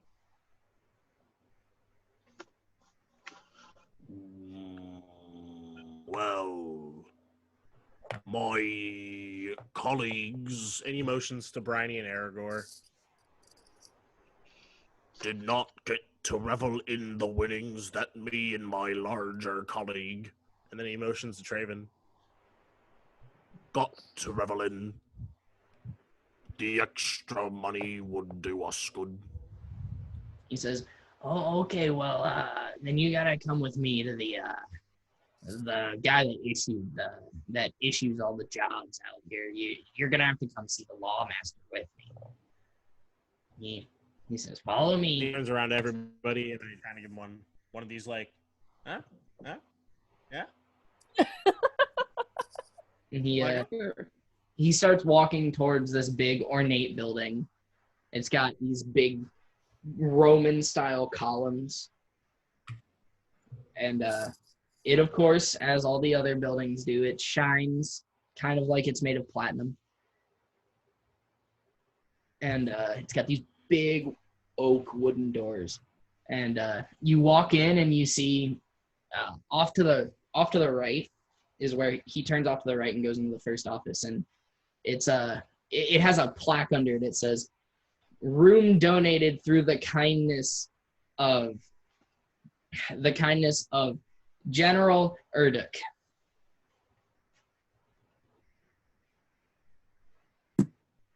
ERUDC. Sorry. ERDUK. There we go.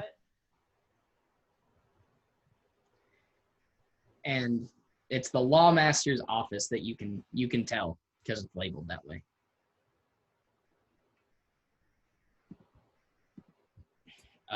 No, you cannot talk to wooden objects. They have to be living trees. But so he and you walk in and it's this. What was that? I cannot hear John. I can't either. Nothing, brother. There is no John. I can hear you, bro. There he is. Can you hear me? Oh yes, I can hear you now. I can hear Okay. you. But I touch the door as we walk in, and I go, "Hey, I'm so sorry there about that." And I just kind of like pet them, the big pretty oak doors, you because look I'm just sad that someone would take something so beautiful. So you look in, and behind this big mahogany desk with, you know, the law statue where she's holding a pendulum? It's like that in the mouth of a dragon. And he, you look in, and it's this little old woman, and she goes, "Ah, are you here about the job?"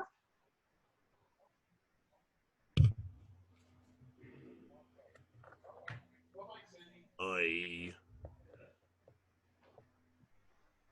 She says, "Well, you know, we were hoping for someone from our guard," and she shoots a glare at the guardsman that brought you in and says, "To take care of this, but seeing as they're all namby-footed pansies, I have to offer you 75 gold to go down in the catacombs. And yeah." Dredger flexes and his suit jacket shreds. She says, "Well, that's a pretty..." I believe we are more than adequate to handle this job. And she says, "Yeah, you know, the catacombs are in the lower district. There's actually nothing happening in the festival over in the lower district. But yeah, you can head over there, and when you come back with skeleton skulls, we'll give you 75 gold." Hey, and how many skeleton skulls would you like for the 75 gold? Well, Like, if we kill all of them, do we have to bring all of the skeleton skulls back, or do you just want some as proof, or like, how does that work? well, preferably all of them. But if you, I'd say 3 would be sufficient. Dredger has another suit jacket on.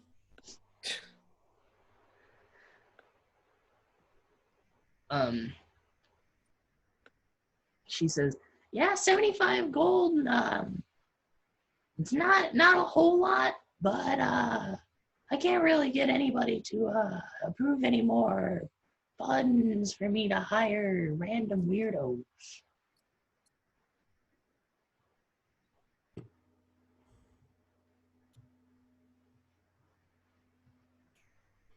How do you respond to that?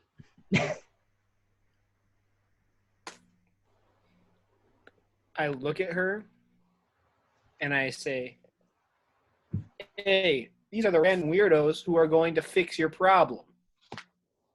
And then I turn invisible for my bonus action, because I can do that as much as I want. That's pretty weird.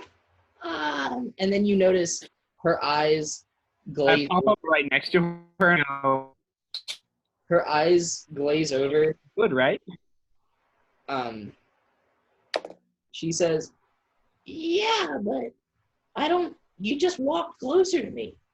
You didn't do anything." "Did you want me to attack you?"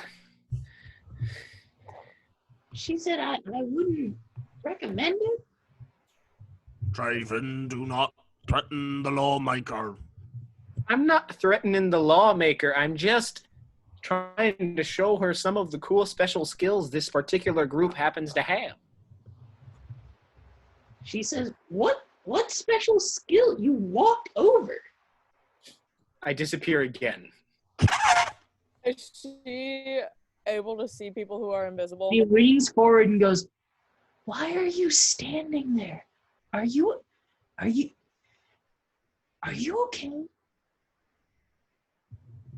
And she's looking right at you. I am scared. I say,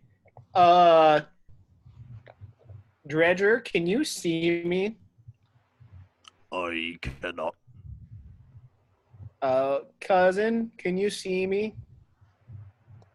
No, man.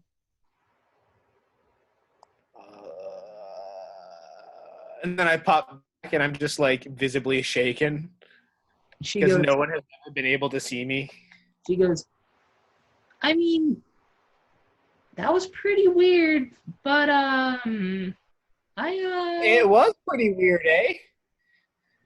and you see her eyes, she tenses up and then sits forward, and her eyes return to normal. They're not glazed over anymore. She says, can you just go get this done before someone else gets killed? Sure, we can do that. And I just kind of like grab Bryony's hand and Dredger's hand both, and I just kind of like start walking out of the room. You hear after you've left the room, Dredger, you start to hear a very faint laugh coming from this woman. Aragorn, you hear it too. Like someone Can just I roll a very funny joke. something to try to understand what just happened? Roll me an Arcana check. Oh, I'm so good at Arcana. Anyone who wants to. I'll do it too. It didn't really work. 11. 11? Okay. I got a nat one. Bryony's never heard of magic before. No. Bryony does magic. He's never heard of magic before. Traven. Aragorn got a 14.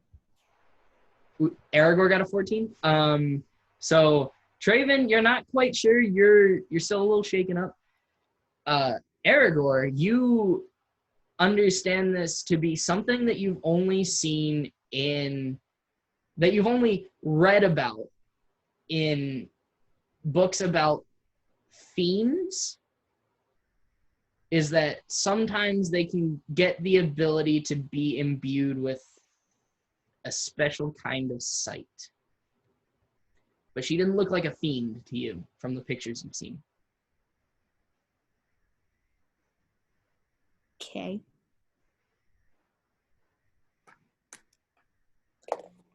She was a very old, decrepit woman too, so. Well, I guess we be off to the catacombs then. Okay, so Yes, we go. takes you about an hour or so. It takes you an hour or so. You get there, and it's very basically you come to a small stone building, kind of like a mausoleum, and you walk in, and it says, "Here rest the dead. May Bahamut look over them as they travel to their new life." Perhaps they are not rusting.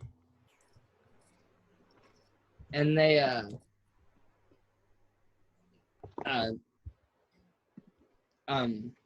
it also, it says some other things, mostly graffiti. And you walk inside, and it's just a hole with a ladder that goes down.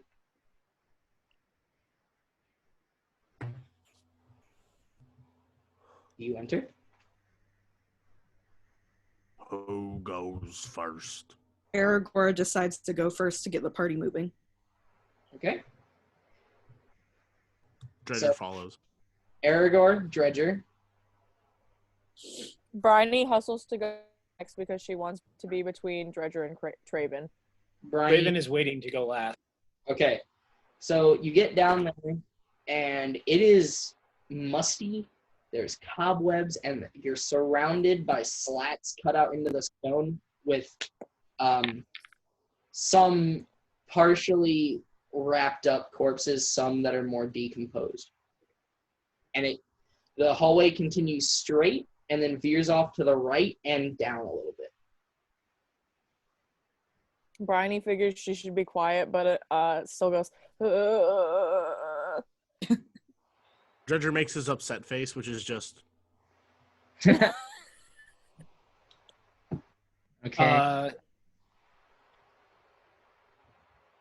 Traven kind of like stays a little further back from everybody in the shadows a little bit, and is gonna like kind of try to sneak around a little bit and shoot anything that comes at him with the bow. Is anyone else sneaking? Are you trying to move through stealthily or what? Dredger is not. Okay.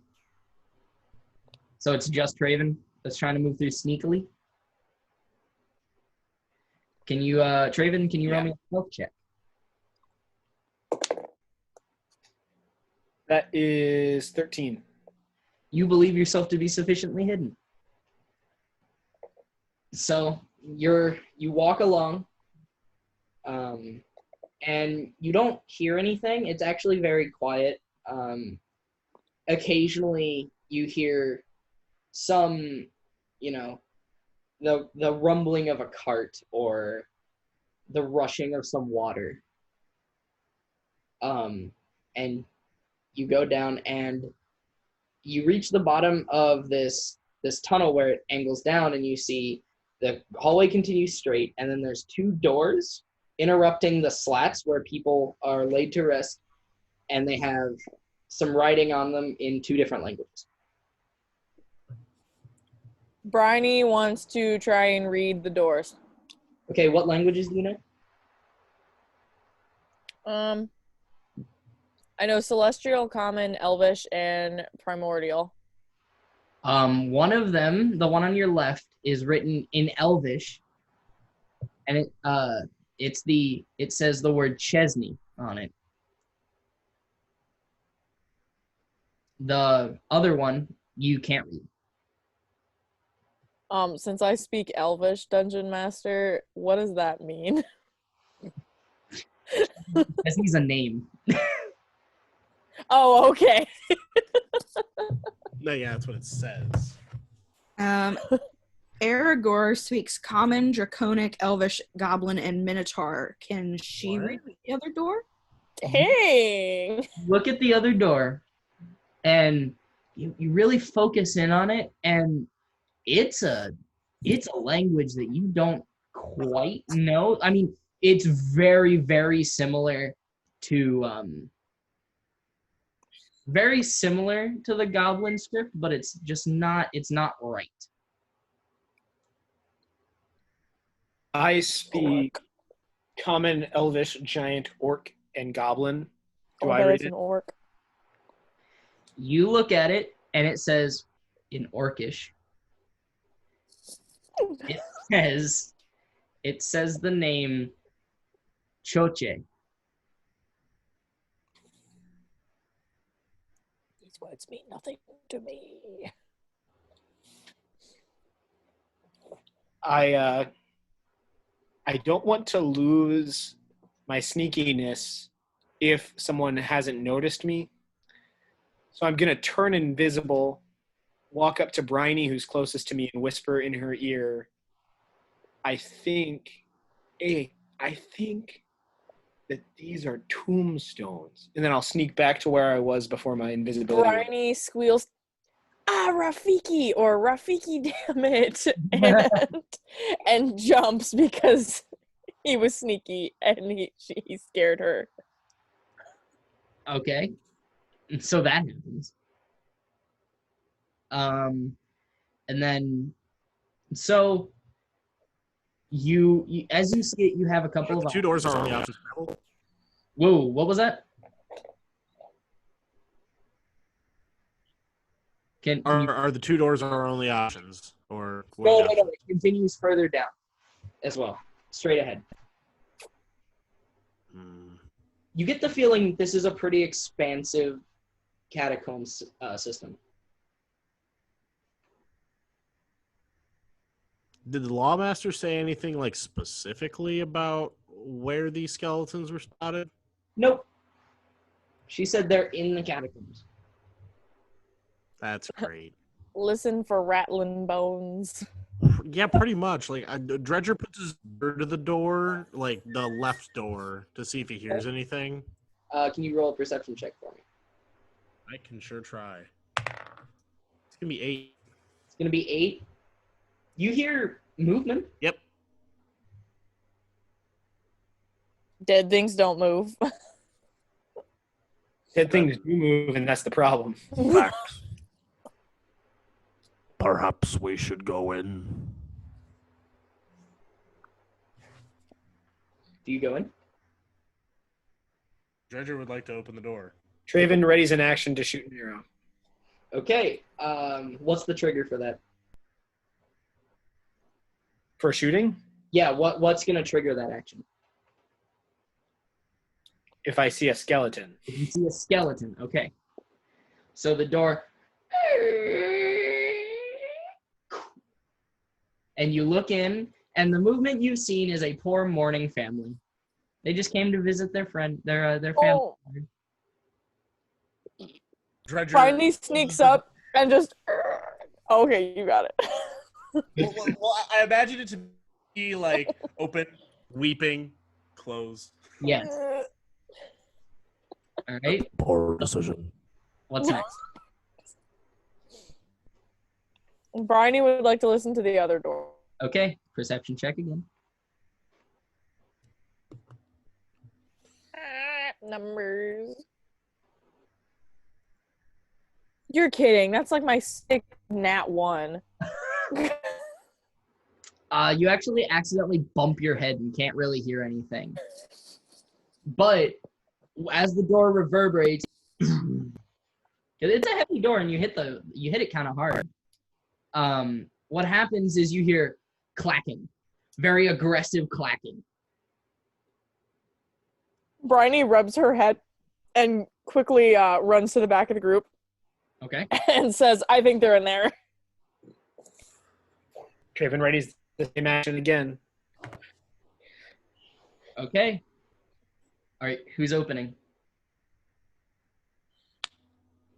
I'll open the door. Okay. Orgor opens the door, and you see 3 skeletons wearing bits and pieces of armor, readying. 2 of them readying a short bow, and the other pulling a sword from laying against the wall. Roll for initiative. Bet. Will I get a surprise round since I readied that action? Oh yeah, absolutely. Roll that attack. Okay. That's a 9. Impacts the wall behind There's it. no modifier on this, right? It's your initiative modifier, so I think it's Dex. Which is Dex. Yeah. Just Dex. I'm Oh. going to have a 13 for initiative. 13. Okay. So I have a 21 for. okay. So it's gonna be. Sorry, I moved all my paper. There we go.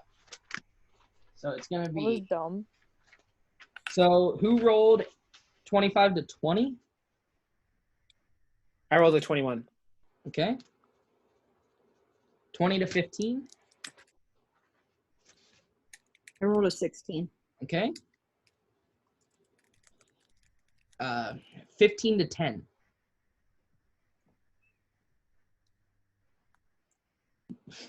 I rolled a 14. Okay. So Ryan, are you okay? Randy, what'd you I rolled a 7. Bryony's last. Yeah. Actually, no, you're not. Ha! Nice. The skeletons rolled trash on initiative. So, Good for the all right. skeletons. So Traven, you're up first. How far away are they? Yeah, only about 10 or so feet. It's a pretty small room. All right. I'm gonna put the bow on my back, pull out my short swords, Mhm. and run in yelling, "I'm a melee fighter now, boys!" and book on in. Okay. And I'm gonna attack the closest skeleton to me. Okay. You can do that. Roll your attack. So I have 2 attacks because it's one with each Yep. sword. Absolutely. That's fine. So first one is 9 plus 3, 11. 11. That hits. Roll damage. No, wait. No, it doesn't. Sorry. 9 no, it plus doesn't. 3 is not 11. Oh, you're right. 9 plus 3 is 12. Still miss. Okay. That's your sword. Second one is 11 straight. So I miss with both of my swords. Yeah. Double miss. You're not quite used to fighting an adversary this small. Fair enough. All right, so next in the order, that's Aragorn. What would you like to do? Attack With what? with my bow. With your bow? Okay. You also have my bow.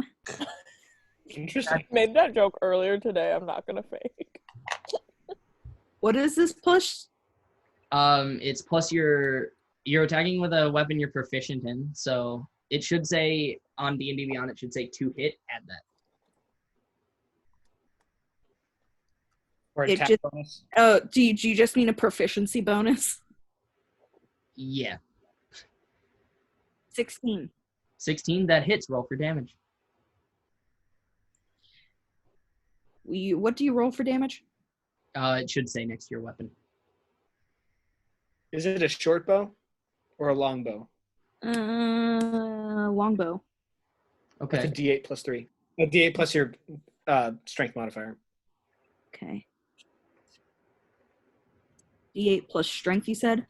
Yep. A 9. Okay. So you're firing at the same one that Traven just tried to attack, right? Is that what you said? Yes, sir. All right. So you hit it. Thump, it lands right into the shoulder bone, and its arm kind of like dangles for a second, and then it like struggles with it, and then just breaks it off into it. All right. Next in the order, you still have a bonus action if you can do anything, and your movement. What does that mean? So if you have something that you can do like a bonus action on, so if it says it can be done in a bonus action, you can do that. I don't think you have anything outside of like maybe casting a cantrip. I don't think I do. Okay, so and do you want to Can I retroactively use a bonus action since I forgot I had a bonus action? You can say no. The only thing I have is Healing Word or Shield of Faith as my bonus action, so. Okay, and I'm assuming you don't want to cast either of those. Okay. Do you want to stay put or do you want to move? I'll what? Do you want to move Move where? anywhere? Around. No, okay, I'm fine. Okay. Next is Dredger. I'm like, All right, Dredger's gonna go ahead and attack that same skeleton. That same skeleton? Okay. Don't they have an advantage since it's engaged? That's rogues, man. That would be like if I was behind. Yeah. Okay. Like if you were flanking. Holy shit, that's gonna be 24 to hit. That hits. Roll damage. Skeleton is gone. Damage. Not yet. Don't roll damage. It's gonna be 12. 12. What do you hit him with? I'm hitting him with my greatsword. Your greatsword? All right, you bring it down and bury it in his skull, and you pop it out, and he falls over and scatters. That skeleton is dead. Lovely. Anything for your bonus action or your movement? Okay. No, I don't think rage. Well, I mean, I moved into the room to attack him, so that would be my movement. Right. I mean, And to so be fair, you'd still have about 20 feet of movement. Yeah, why? It's a mausoleum. I'll pass up. Briny, you're up. I would like to shoot my crossbow at. You said one of the skeletons had a bow. Yes. 2 of them had a bow. One At that one. At that one. Okay. Roll. Okay, yeah. Roll an attack.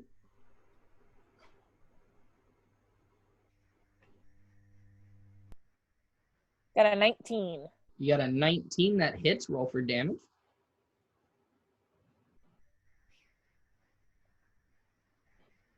8. 8. All right.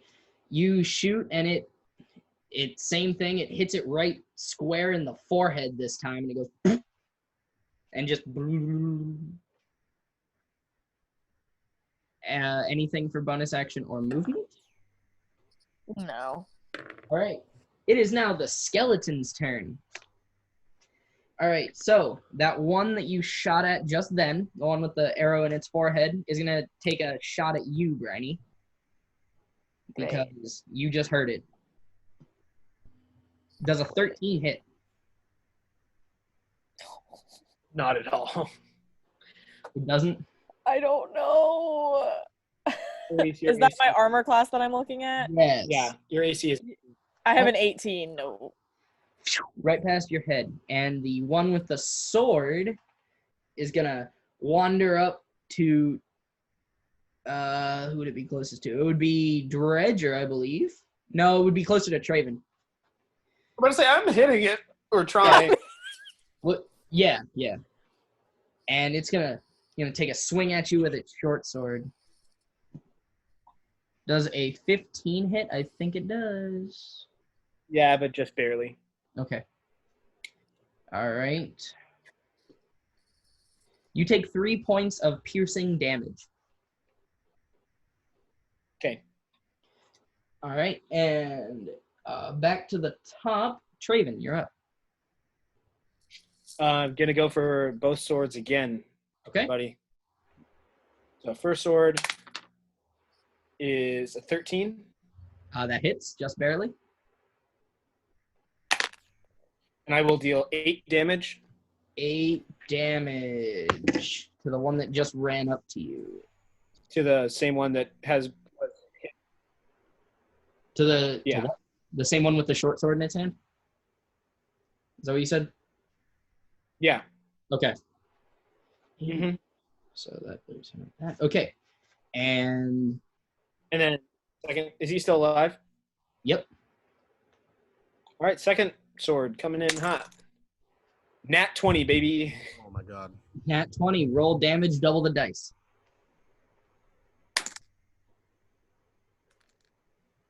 3 total. 3 total?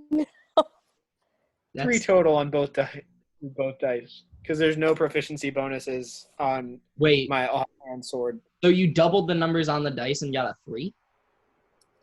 Oh, no. 6 then. My apologies. Okay. So, 8 plus 6 is 14. yes. He dies. Scatters again. He does. So I imagine this as kind of like the first sword. I flip it so I'm like Ahsoka Tanoing it, and I go swink like this, and then bring the second one back like that. So it's just like, and Yeah, it just falls absolutely. His rib cage is now dust. baby. All right, next, Aragorn. There's one skeleton left, and he is looking hurt. In fact, you can see a webbing crack in his skull. I would like to attack with my short sword. Okay, so you're gonna run up to him and try to hit him with the sword. Yes. Okay, roll to hit.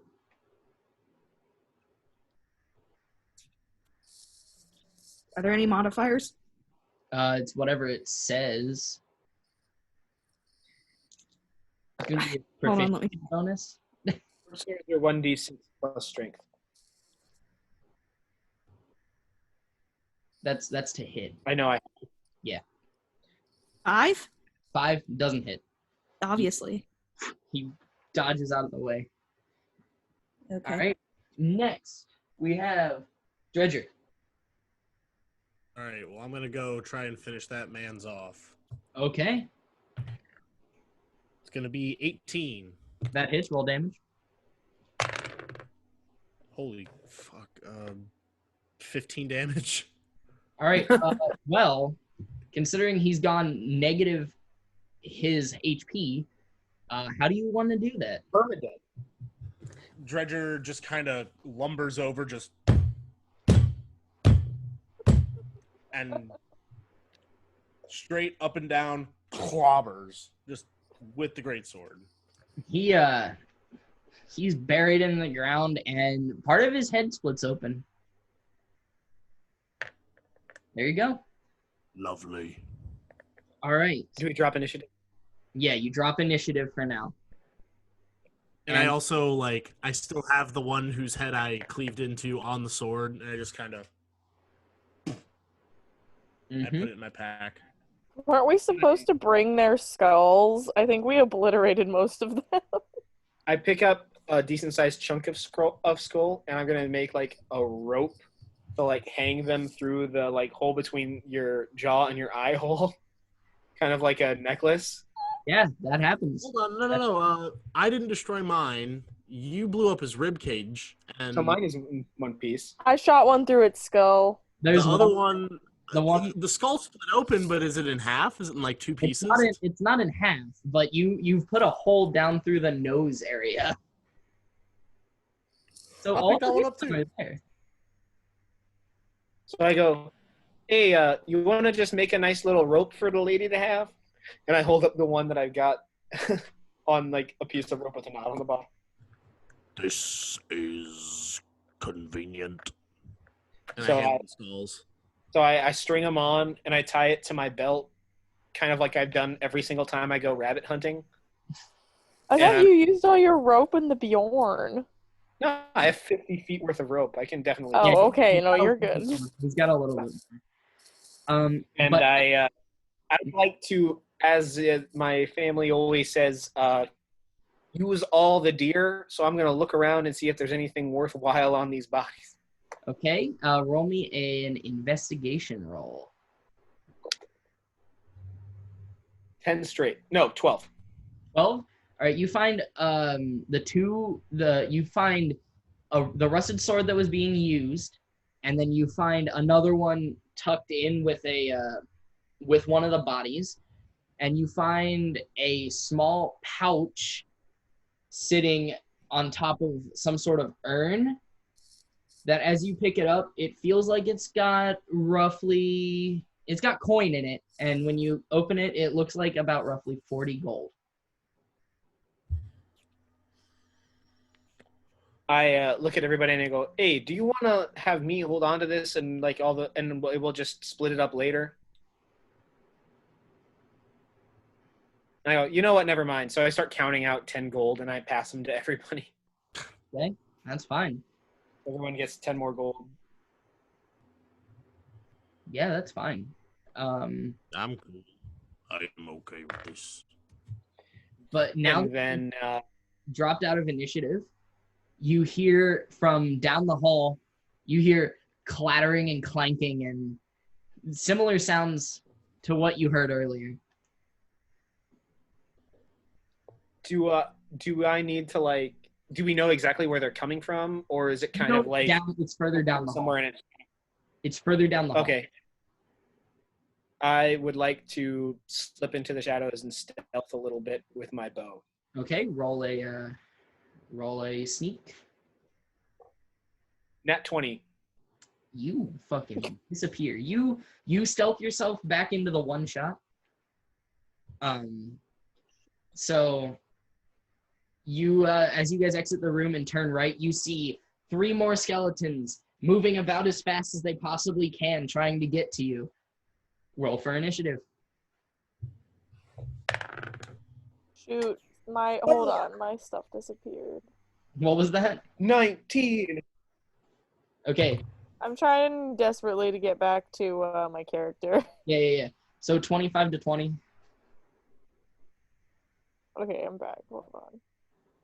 Un momento. John got a 20. You got a I 20? got a 19. Oh, no. I thought, no, he got a 19. Oh, you both got a You 19. said initiative is your Dex modifier? Yes, plus your Yes. notes. Plus your what? Your dex. Okay. 9. 9. No, 10, sorry. Okay. 10. So we have 2 19s, right? Is that what I heard? I have an 18. Anyone else have a 19? I have 17. Okay, Traven, then Haragor. Anyone, what's next lowest after a 17? 4. 10. 10? Okay, so Bryony, Dredger. All right, let's see. And a 9. Bryony, what did you get again? 10. 10? Okay, so they go right there. All right, Traven, you see these people. You are hidden. What do you do? So remind me of the rules on hidden. Do I get advantage on the attack, or is there anything positive to it? I don't believe so, other than they won't actively attack you until they notice you, because you're not a rogue. Okay. Then I'm gonna shoot with my longbow. Okay. What do these look like so that we can like differentiate? Is there like a Alpha Beta Charlie kind of deal? It's basically the same thing. One of them is considerably taller, and has little tusks under its normal teeth, and then one is normal human size, and then one is half the size of a human. I feel like one good hit with my longbow will take the tiny one out. Okay. So that's what I'm gonna. I resent that comment. You also resemble that comment. But roll to hit. I rolled, okay. The dice gods have punished me accordingly, What'd you roll? and I rolled a nat 1 on this bow attack. Serves you right for assuming the small one was weak. You go to shoot, and it feels weird. Your bowstring doesn't feel like it's attached right as you watch the bowstring unstring itself. Huh? His bow. I wanted it to snap him in the face. Well, I have to like spend an action to fix that. Yes. As a bonus action, I turn invisible. Poof. Is that it? Is it just a floating bow then? Yeah. No, it's me and my. So good with him. Sad. Okay, so next is Aragorn. That Dredger rolled a 19. No, I rolled a Yeah. full. Oh, R.I.P. Oh, I just messed up names. I'm big and slow. It's fine. Okay. I will also attack the little one with my longbow. All right, roll to hit.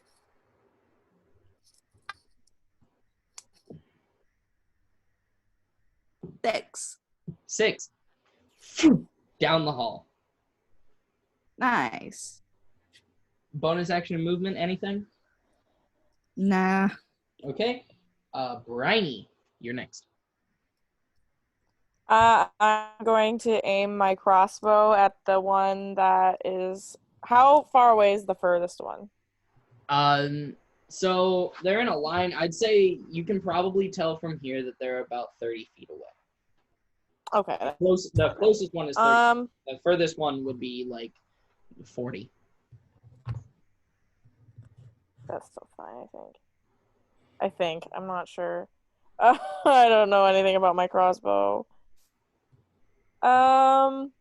It should I guess aim at Tusk Boy. Tusk Boy, okay. Roll to hit. And I'll shoot at Tusk Bow. Okay. Boy. Where is my weapon? You can shoot at Tusk Boy. Come back. Oh, there it is. Okay, I got it. Okay. Okay, we got a 20. Natural or like dirty? No. Okay. A dirty. That hits. Roll for damage. 5. 5.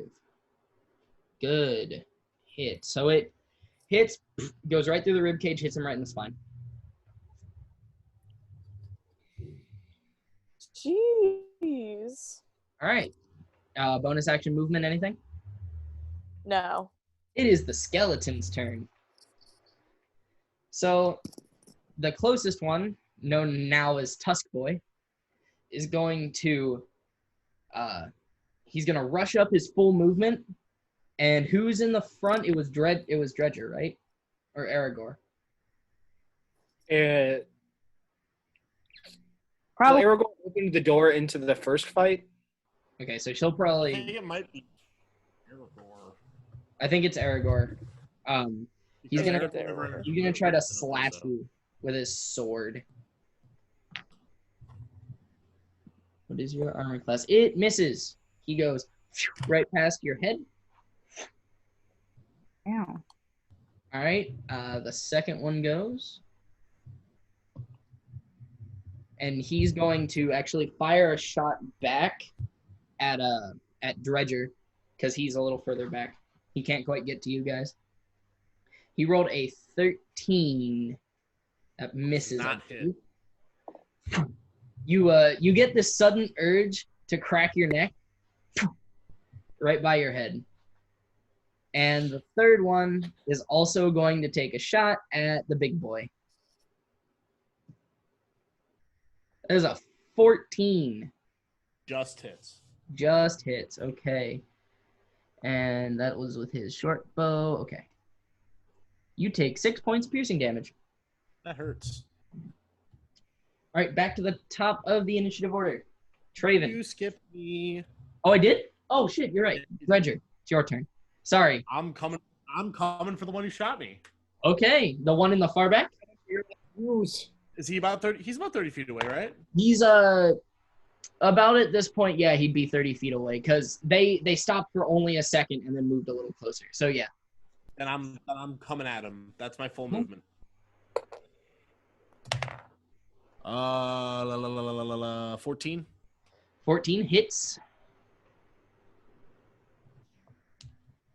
Big bonk hours. 12 damage. 12 damage. Whew. He is looking hurt. Is that it?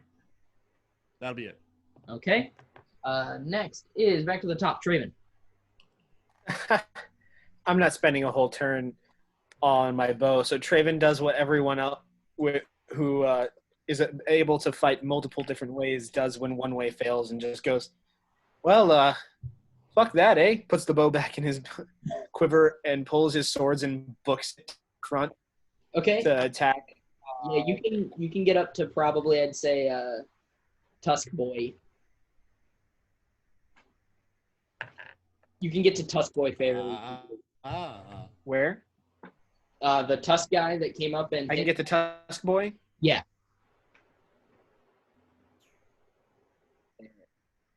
Did DM machine break again? There we go. Yeah. All right.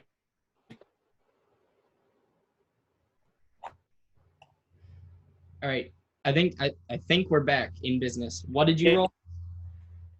Which ones can I reach? Hear your response to that. I have a speed of 30. Oh, you have a speed of 30. You can reach the Tusk dude. That's it. Let's go for it. Yeah, because you were in the back. So attack. Yeah. I'm sorry, I can't. You're cutting out. 19 hit. 19 hits. Roll damage. 8. You First rolled one. 8 for the first one. All right. Yep. One coming in hot dice. You don't have to 9. roll that second attack. You cut his head off. Oh, he's dead? Yeah. Oh, then switch and attack somebody else. You used all your movement, so you can't quite reach anybody. Okay. Sorry. All right. Okay. Next is Briny. Bryony is going to aim at the next closest dude. Okay. I don't know which one that is. That's the normal sized one. Okay. And my bow. 8. You said you rolled an 8 to hit. Yeah. That misses. Yeah, I figured. All right. Next are the skeletons. All right. So Dredger, this man who's on his last legs, is gonna swing at you with his short sword, and he rolls. Wait, you said Aragorn? What? Yeah, I thought I did. Aragorn, not Lord of the Rings. I didn't skip anybody, did I? What? Oh. Well, then you Straight start. You can have your turn. Oh, I got my turn. Yeah, you get your turn. That was my bad. I'll attack when it's almost dead with my short sword. So the one that Dredger is with. Yes. So you run up. And you're gonna hit him. Okay.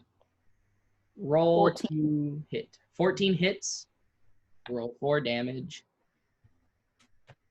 Damage. I'm assuming that was a damage greater than 1, so yeah, he's dead. Yeah. He you just fucking hit him, he dies. Greatly appreciated. All right. All right, so now it's the skeleton's turn. And that changes things. So the guy in the middle is going to turn around and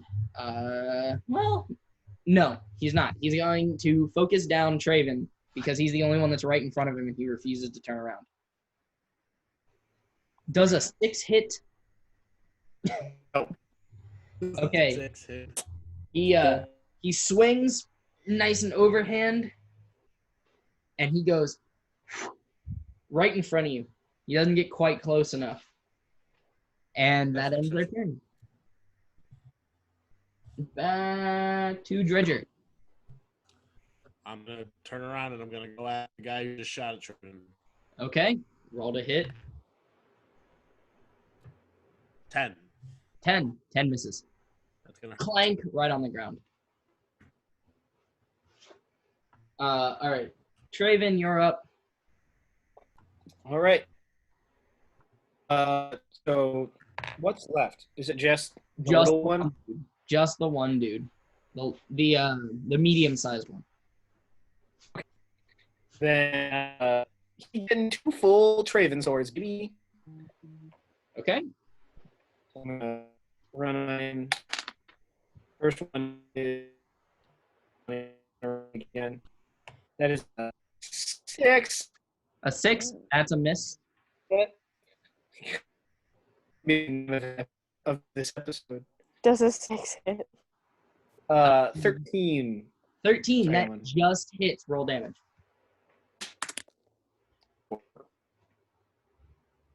You rolled a 4 for damage? Okay. So Aragorn, you're next. Action. Okay, poof. For bonus attack. I thought it wasn't because I have agency in both in fighting. That's what two weapons is. You make an attack and an attack. Bonus action is the second attack. Oh. Okay. At least the 4. No. I'm pretty sure. I think Trust you. Nick's right. I trust you, Nick. You're So no poof. Unpoofed. Poofant. Yes. All right, Aragorn, it's your turn. I could get my shorts. The only one that's remaining. Correct. Roll to hit. What'd you roll? 11. That misses. Whew, right over his head. Okay. As he ducks out of the way. All right. Briny. With my crossbow. Okay. Roll to hit. I rolled a 4. Does a 4 hit? I'm just gonna say that it pings off and sticks into the ceiling. You slip and fall on some graveyard refuse. Ew. All right, it's the skeleton's turn. He's gonna swing at Traven again. No, he's not. Wait, yeah, Traven just hit him last. Yeah, he is. Does a 14 hit, Traven? if it equals the class that hits, so yeah. Okay. And he's going to roll for damage once I remember what his modifier is. With his short sword, you take 4 points of piercing damage. Now below the average. Wow, I did not get any of that. All right, it's Dredger's turn now. Swinging at him. All right, roll to hit. What was that? 15. 15 that hits. Roll for damage. 14. I'm sorry, guys. My internet's gone all wonky, so I can barely hear you. 14. 14 damage. How do you want to do this? The normal size one. Huh? The normal- This is the normal size one, the normal human size one. I kick it out, break his shins in, and pops off.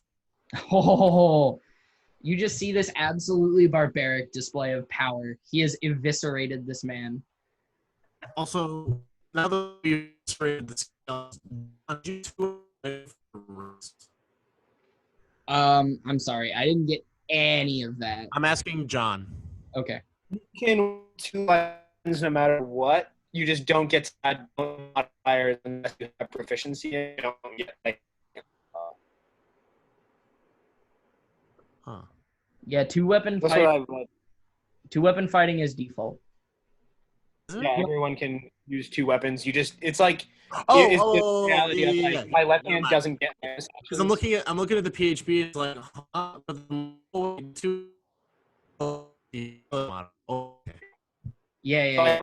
ability modifier is why my second Yeah.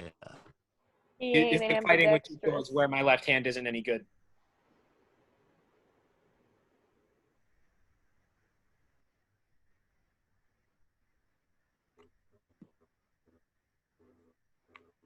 Yes, we have eviscerated more skeletons. So we drop initiative again. Yes, you get initiative again. Everything is back to normal. I'm breathing really hard and I go, hey, elf lady or water cousin, if one of you could fix me up. Oh, I'm not feeling so good. I can heal him. All right, go ahead and I can try. do your cleric thing. My cleric thing. I'm gonna need more guidance than that. It Probably should have- I be don't remember what to roll. for spells in D&D Beyond if you're using it. I am. Good. I have cure wounds. Sure. Yeah, I do. You can. It doesn't matter to me. Doesn't matter to me either. Just whoever heals him. John, how low are you? Hey, whoever heals me would be nice. I don't really care who does it. No healing. You get nothing. So I have cure wounds and I have healing word, which It's either I guess I should do cure wounds. Yeah. Healing word is for when you can't. What? Healing word's really mainly for when you can't. That's reach kind them, of what 'cause I it just has a- saw by the reach. So I'll do. I'll Also, do a cantrip. Healing word is a cantrip or cure wounds is a cantrip. Healing word is a cantrip. Cure wounds is a spell. So if you use It's not one of. what the fuck is happening? Is it one of yours? It's not telling me that healing word is a cantrip.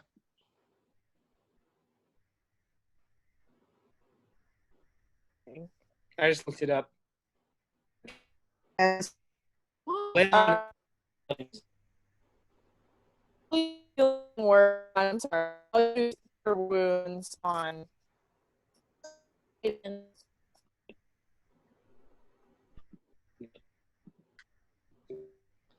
All right. So you have killed these skeletons. What would you like to do?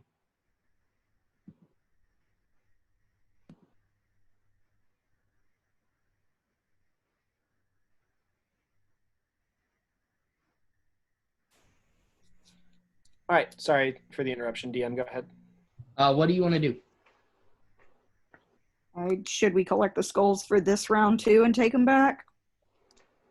Well, I mean, the lady did say she wanted as many as possible, but she did say 3 was good too. So we'll say for the sake of brevity, so you don't have to deliberate over whether you want to pick up these skulls, that you've picked them up. Cool. loop them onto my belt. We got this nice little skull belt. gold belt. Look like Astrid from How to Train Your Dragon. Yeah. I said that. Yeah, and so would you like to leave or would you like to explore a little more? I mean, let's keep looking in case there are more skeletons. All right. Can I track them? Can you what? Track them. Track them. Is It's a thing I can do for my favorite enemy. I get advantage on when I do it with my favorite enemy, but I think I can just do it for anybody, just I don't get advantage. Yeah, I mean tracking is a survival check, yeah. Sure. All right. Go, go. So I got a 15 total. You got a I got 15. a +6 survival.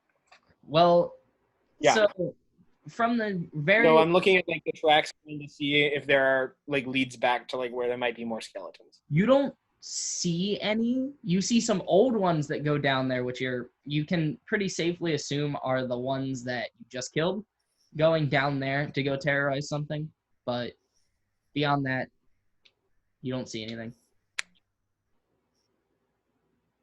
Well, Do you want to hey guys, do you want to like head back to somewhere these skeletons might have been attacking people just to see if there's more back there? Sure.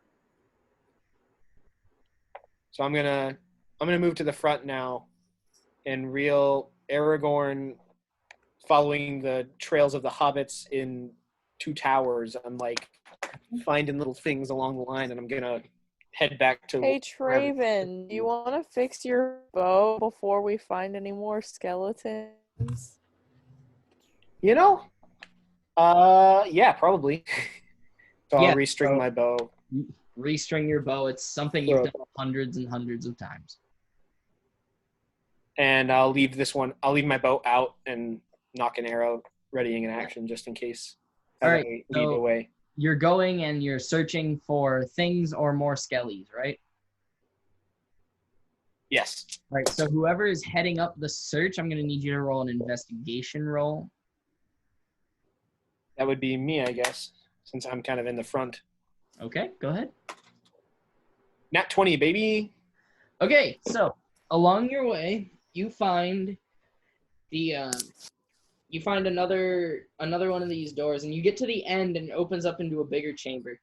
And you see, at the end of this chamber, you see a hallway, and then you see a hallway that's closed off with like a door, a metal door, and you see an adventurer or a corpse next to it, and he's sitting there and he's got his backpack on, and he's holding a sword, and there's a dagger in his belt, and he's just slumped over, and he's dead.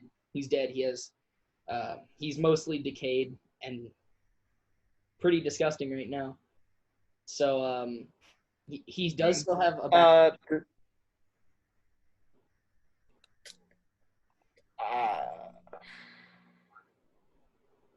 Is there a chance of reanimation? You wouldn't I know. think he's probably been dead too. Okay. We also don't know any of those spells yet. I look No. at Reanimate him. I want to know, is there a chance if we mess with him, will he reanimate? Oh. I'm going to cut his head off before we do anything with him. I don't want to. Holy shit. So It's kind of like when like a hunter has a deer downed and he's doing it for like letting it out of its misery. I'm doing this so that he can't be brought back. So it's like making sure he's going to be okay. So you cut through the little bit of flesh that is left on his neck, and his head just kind of rolls to the other side of the room. I would Now like to he can join the headless hunt. I'd like to check the body.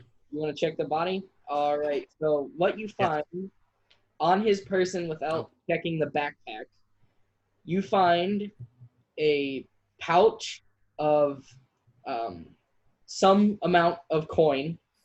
You can't really tell. It's kind of dusty in there. And it's pretty dark in this chamber, too. You find... So there's the sword in his hand, and there's the dagger on his belt. You also find strapped to the outside of his backpack, you see that there's rope, about 50 feet of it. Would you like to I check? want to check the bag. Okay. So you open up the backpack, you take it off, you open it up, and what you see inside are 5 torches, some extremely molded bread, 3 potions of healing, some rusted backup swords, and another pouch of coin that is in similar heft to the one that Traven picked up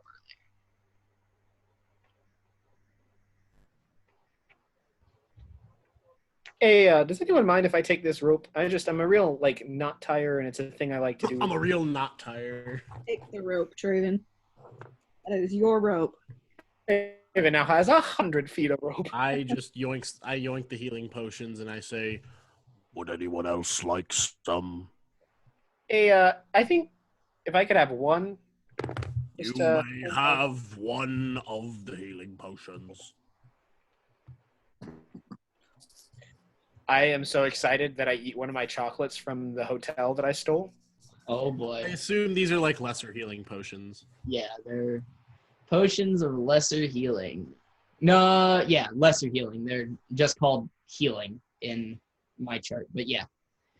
So for those of you that don't know what potions of healing do, when you drink one, which is a bonus action in combat, just so you know, you regain 2d4 plus 2 HP. So mark that down in your inventory or however you want to keep track of the shit that you have. Question. Yes. Did we decide if there was effect at all when I ate chocolates? No, we just decided that you're addicted to them.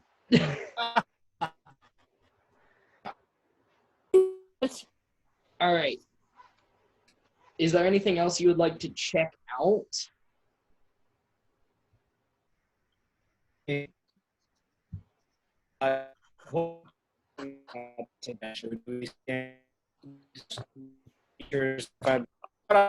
Obviously, I look first. Is he stuff like that? Sorry, could you repeat just like the gist of that? Thing about this. So what I think you said is something about the corpse, and I'm sorry, my internet is hating me right now. So something about the corpse. What about it? Do we notice anything about it, like race or class, or is there a name tag backpack? You don't really see anything like obvious. He doesn't have a lot of skin left. Most of the skin that he has is like black and decomposed. You do see that the backpack has initials sewn into it, and it says the initials are KN. But you can't tell if those are his initials or if they're maker initials.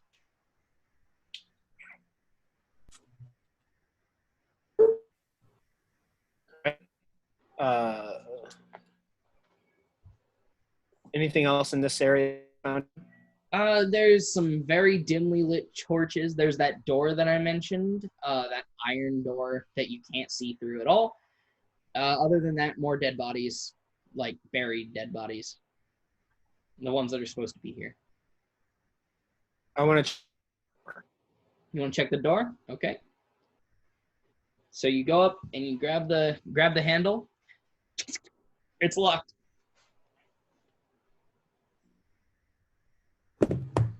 We bust it open? Can you what? Bust it open. It's an iron door. I mean, you can sure try. Well, we got big boys. Big boy. Who wants to try to bust this iron door? Okay, Dredger and I both try to bust the lock on the door. Okay, so Yeah, what if whoever teamwork. wants, roll me a straight strength check, and since one of you is assisting, roll it with advantage. Am I rolling it or is Nick? Nick is. Okay. 18. 18. That's with advantage. Oh, with advantage. Yeah. Oh shit, that's gonna be 21. 21. So you shoulder check the door and it swings open and it's just a hallway. Well, that's Call to adventure. Okay. So you start walking down this hallway. It's exactly the same as the one that you came in through, right? And it goes up to the left. You don't see anything of interest. You don't hear anything. So it goes up to the left and then comes back this way a little bit, and then you're at a ladder. nothing. Go up. I'll stand at the bottom with an arrow knocked, and I'll be like, everybody go up. If something comes at you while you're climbing, I'll get it. Okay. So you climb up the ladder, open the slight door at the top. The machine broke. Mhm. So you climb up. Oh my god. This will be an interesting recording when I know. Oh, it's gonna be great. So what happens is you exit and you're in another mausoleum. You step out and it doesn't look like the lower. like on ground level. Yeah, you're above ground again. It doesn't seem abnormal. It's almost exactly the same, but it's nicer. It's not as graffitied, and you recognize this area to be very similar to the one that you were just in, even though it's almost nighttime now.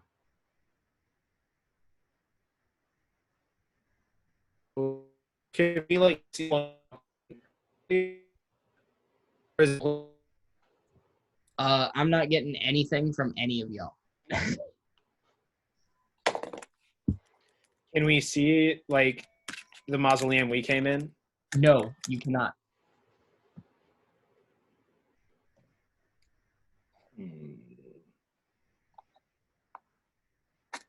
Is it just like more graves and stuff around here? Is there anything of interesting note? So what you begin to notice is that you look around and check, and these buildings are very similar. In fact, you can kind of make out the sign to what you think is a tavern.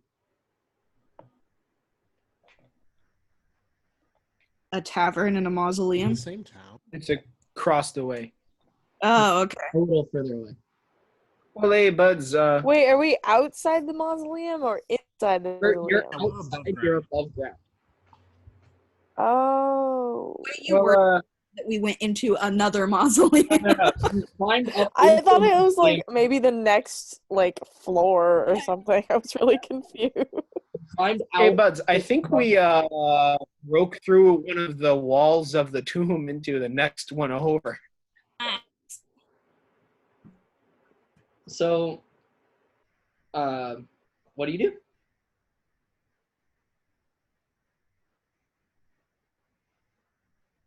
Everybody.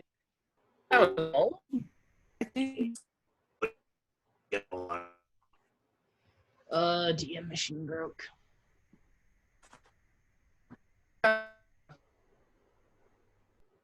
What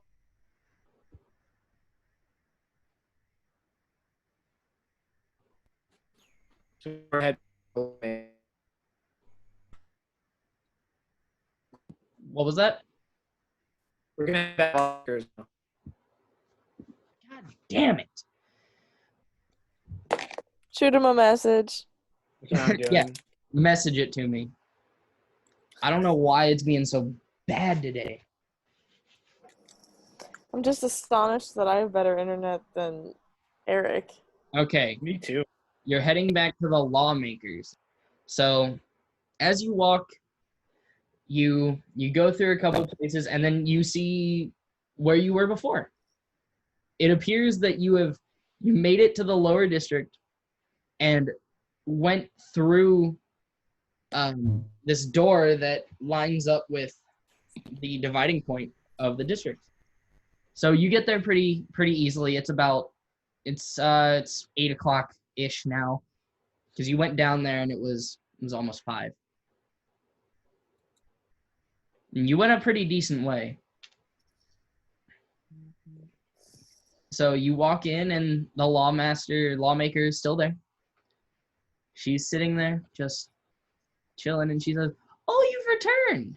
We I have untie your skull. my brace of skeleton heads and just kind of like politely, like it starts like a swing and then I catch myself and I just kind of politely lay it down on her desk because I Okay. remember how scared she is because she can see me when I'm invisible.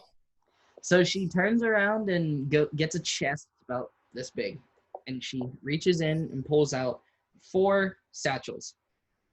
And here's your payment. And come see me tomorrow. I think I have another job for you that just came in from another town. Hey, can't do much better than that, huh? This sounds very agreeable. I have a question, Miss the Lawmaker, ma'am. She says, "Oh, call me Beatrice." Okay, Beatrice, do you know anywhere in town that makes a good donut? She looks at you, looks down, and says, "What the hell's a donut?" Well, you see, you take some dough. Oh my god. Put it in the dough. You fry the dough, and then you pour maple syrup over the whole thing. It's dough. It's got a nut in it. It's nutty donut. Bless you. Bless you. Thank you. She says, "Bless you" to Dredger, and then says, "That sounds like an abomination." Yeah, a little bit. She says, That's it. "I'm going to go Was home." that another sneeze? I did not hear Bless what you. the Lawmaker said over the sneeze. She said, Aged. "I'm going to go home now, so can you leave my office so I can lock up?" Absolutely. Oh, hey, no need to ask us to overstay our welcome. Thank you very much. And then we walk out. And she locks up and she walks out and goes the opposite way of you. Are you returning to the Platinum Cup where you presumably still have rooms? Sure. So you come back and good old Josh Palmer sitting there in a dead tavern. And he A dead tavern? yeah, it's there's no one there. Which means Hey, we still Josh. definitely have our rooms. Josh, where's everybody that's coming for the festival? He says, "Oh well, there's that highfalutin VIP party on the other side of the district. A lot of people went there, but I got invited. I just didn't. I don't go to that stuff." That's sad. Night, John's family member who is going to bed. He's coming over now. Oh. I leave. Hi. And he says, "Well, your rooms are still available. I'm not gonna charge you. Just can't be bothered." He does. I'm going to still put 4 gold on the counter no That's- matter what. Because my John, room how much gold did your room cost last time? I don't remember how much it cost. Well, to be fair, he paid a platinum and didn't ask for change, so he doesn't know. I took his change though, remember? I'm trying to remember how much gold I have. So you remember that the change you were given 3 gold pieces. What does that equal? So he paid with a platinum. That's 10 gold pieces. The room was 5. The dinner was 2. Cool. Then I'll put down 5 gold pieces. No, I hit the wrong. He says, "Thank you very much. You can head up to your room whenever. I'm gonna shut down early tonight. I'm a little worn out after the lunch rush this morning. And he dips into a side room. Should we help him? Hey, Josh, do you need any help around the tavern? He says, "Oh no, I already did all that stuff. I'm just gonna go to bed. I'm kind of tired." All right. Good night, Fair Josh. He Or closes Hey, good night, Josh Palmer over there. He says, "Of course, and good night to yourselves as well." And he shuts the door. You hear some locks, and hear some light conversation where he's talking to himself. Can we hear what he's saying? If you want to eavesdrop, yeah. Sure. So you hear that he's talking. He's talking through what sound like, when you do like math in your and it's like kind of hard, so you walk yourself through the steps. That's what he's doing. He's talking. It's kind of like that, but it's not numbers. It's you hear the words semantic. You hear I don't have the materials for that one yet. You hear a couple words that you don't really understand without context.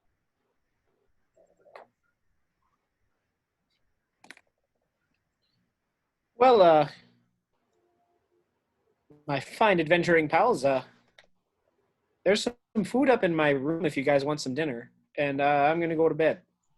I will Right. also go to bed, for I put this egg in a little bit of danger this morning. Bryony wants to go up to Traven's room and make a smart comment about how much bigger her bed is. Okay. Also, Anyone- she's hungry and wants Is food. anyone else going to Traven's room? There's a party in Traven's room. Okay, so Aragorn goes and finds another bench to meditate on, I'm assuming.